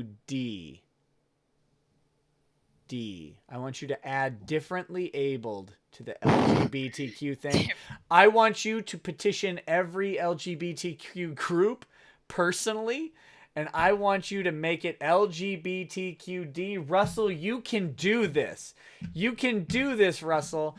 And if you do, Taylor Swift will have no option, because imagine how it would look going against the LGBTQD community for Taylor Swift. It would be a disaster. She would have to address you if you can get D added to LGBTQ. I'm just imagining that on like the intake forms, you go to a psychiatrist's office, sexuality, heterosexual, homosexual, disabled. I think, is that not consistent with Russell's entire philosophy and strategy up to this point? Pretty much. Russell, what are you doing? You're in the wrong place. You got to get disabled people to Pride. You got to be in the streets, in them hard streets, and you know they're the hardest of streets. You got to get into those streets. You got to march. You got to stand with your LGBTQ brothers and sisters, or sisters. How do you say like brothers and sisters with like the XEXER things? Is that what like, are you talking? What? The pronouns, the alternative pronouns to he and her, because you don't want to like have like Z and Zer. Yeah. So how do you say brothers and sisters with Z and Zer? There's got to be an alternative. You don't, because those are gendered, right? But you have to have a would you just say siblings? Is it that boring? Can we say ziblings? Ziblings, yeah. I'm going to go with that. Those are my ziblings. Those are my niblets. Those are my porgs. Let's just make it porg. Okay. So, Lazarian444 says, would you consider having a chat with Milo Yiannopoulos? He's off the radar now. Absolutely. A man who has been maligned and censored and had his free speech taken away constantly. Actually, no. Unironically, yes, I would, because I would love to talk about the difference in statements and the difference in treatment that Milo received to compared to like what Lena Dunham received when Milo mentioned his own ability to consent as a minor versus Lena Dunham talking about molesting her sister as a minor. Or not molesting, but childishly curious actions towards her sister. I would love to talk to Milo Yiannopoulos about that. I would love to talk to him about having his book deplatformed, have the breach of contract. I would love to talk to him about his legal case, whatever he wants. Yeah, I would absolutely talk to Milo. I don't know that Milo would come on my show or anything, but I would love to have him. I think that'd be a great show. Milo is a very entertaining person. I think he could carry any stream, even with someone as boring as me. Landon Mack and James says, Nick, my man, is your personal anime recommender. Get me on the D show. Would love to talk about Maddox and sleeping with other women. Do you have information about Maddox and sleeping with other women? You? Like what don't I know here? I know you're my personal anime recommender, and I'm happy to pass your name on to Dick as a call-in. That's regardless of what your answer is. I'm just personally curious as to what's going on with that statement. I'll just say, Dick, there's a guy who wants to call in. His name is Landon. And I don't know anything about him other than he recommends anime to me, and we like mecha anime, and so that's good. Let's see. Landon says, as in, don't be a cuck, guys, voted up. Okay. What does that mean? I don't know. Nick, do you like anime? Some, I like a good story, which excludes almost all of anime. Yeah, I was gonna say slim pickings. And it's Japanese storytelling I find really cumbersome. In general, like Japanese non-anime movies, Asian storytelling in general, it's a different style, and I don't like a lot of it. Some of it I think is competently pulled off. I've seen good Korean movies, I've seen good Japanese and Chinese movies, absolutely. But in general, they're like vanilla storytelling style. I don't like it. And I don't know if it's just because I didn't grow up with it or if it's not as developed. It reminds me really of like a bygone era of Hollywood. Like they're catching up. And maybe it's not meant in any offensive way. But yeah, Asian storytelling is just, it's very different than current American storytelling. And I don't like... when I go back and watch older American movies, they drag too. So I've just grown accustomed to a more modern and fast-paced storytelling narrative, and Asian movies tend to not do it for me. I think Korean movies are good. I agree with you for the most part, though. I don't really like Japanese movies. The best Korean movie I've seen, I think, was called Taeguk-gi, and it was about the Korean War and these two brothers who were like on opposite sides of it. It was fantastic. I really want to watch it again. But that was great. That was a great movie. I might have to duck out. I'm falling asleep. My feet hurt. No, we're gonna duck the stream out, guys. Thank you so much. Landon, DM me on Twitter, and we'll talk about the Dick Masterson recommendation. You can tell me, like, just help me sell it to Dick. I'll send your name over, but if you give me something to sweeten it up, it's more likely you'll be on. Thank you all for joining us. I'm gonna blank out the screen. You guys have been great. Come out next week. We should be making fun of. We should be seriously considering this literary masterpiece more. Gonna puke. Landon Mack and James says, no, F Nick, I don't have any info, but I am your personal anime guy. I don't have any info on Maddox. I'm just saying to tell D to have me on autism. Yeah, well, seriously, DM me anyway, and we'll talk about it if you... Whatever. I'm going to let Sriracha off the stream, guys. Anyway, I'll talk to you later. Tomorrow, I'll be doing something. Watch for the announcement. Friday, John Della Rose. Love you all. We'll talk to you soon. Bye.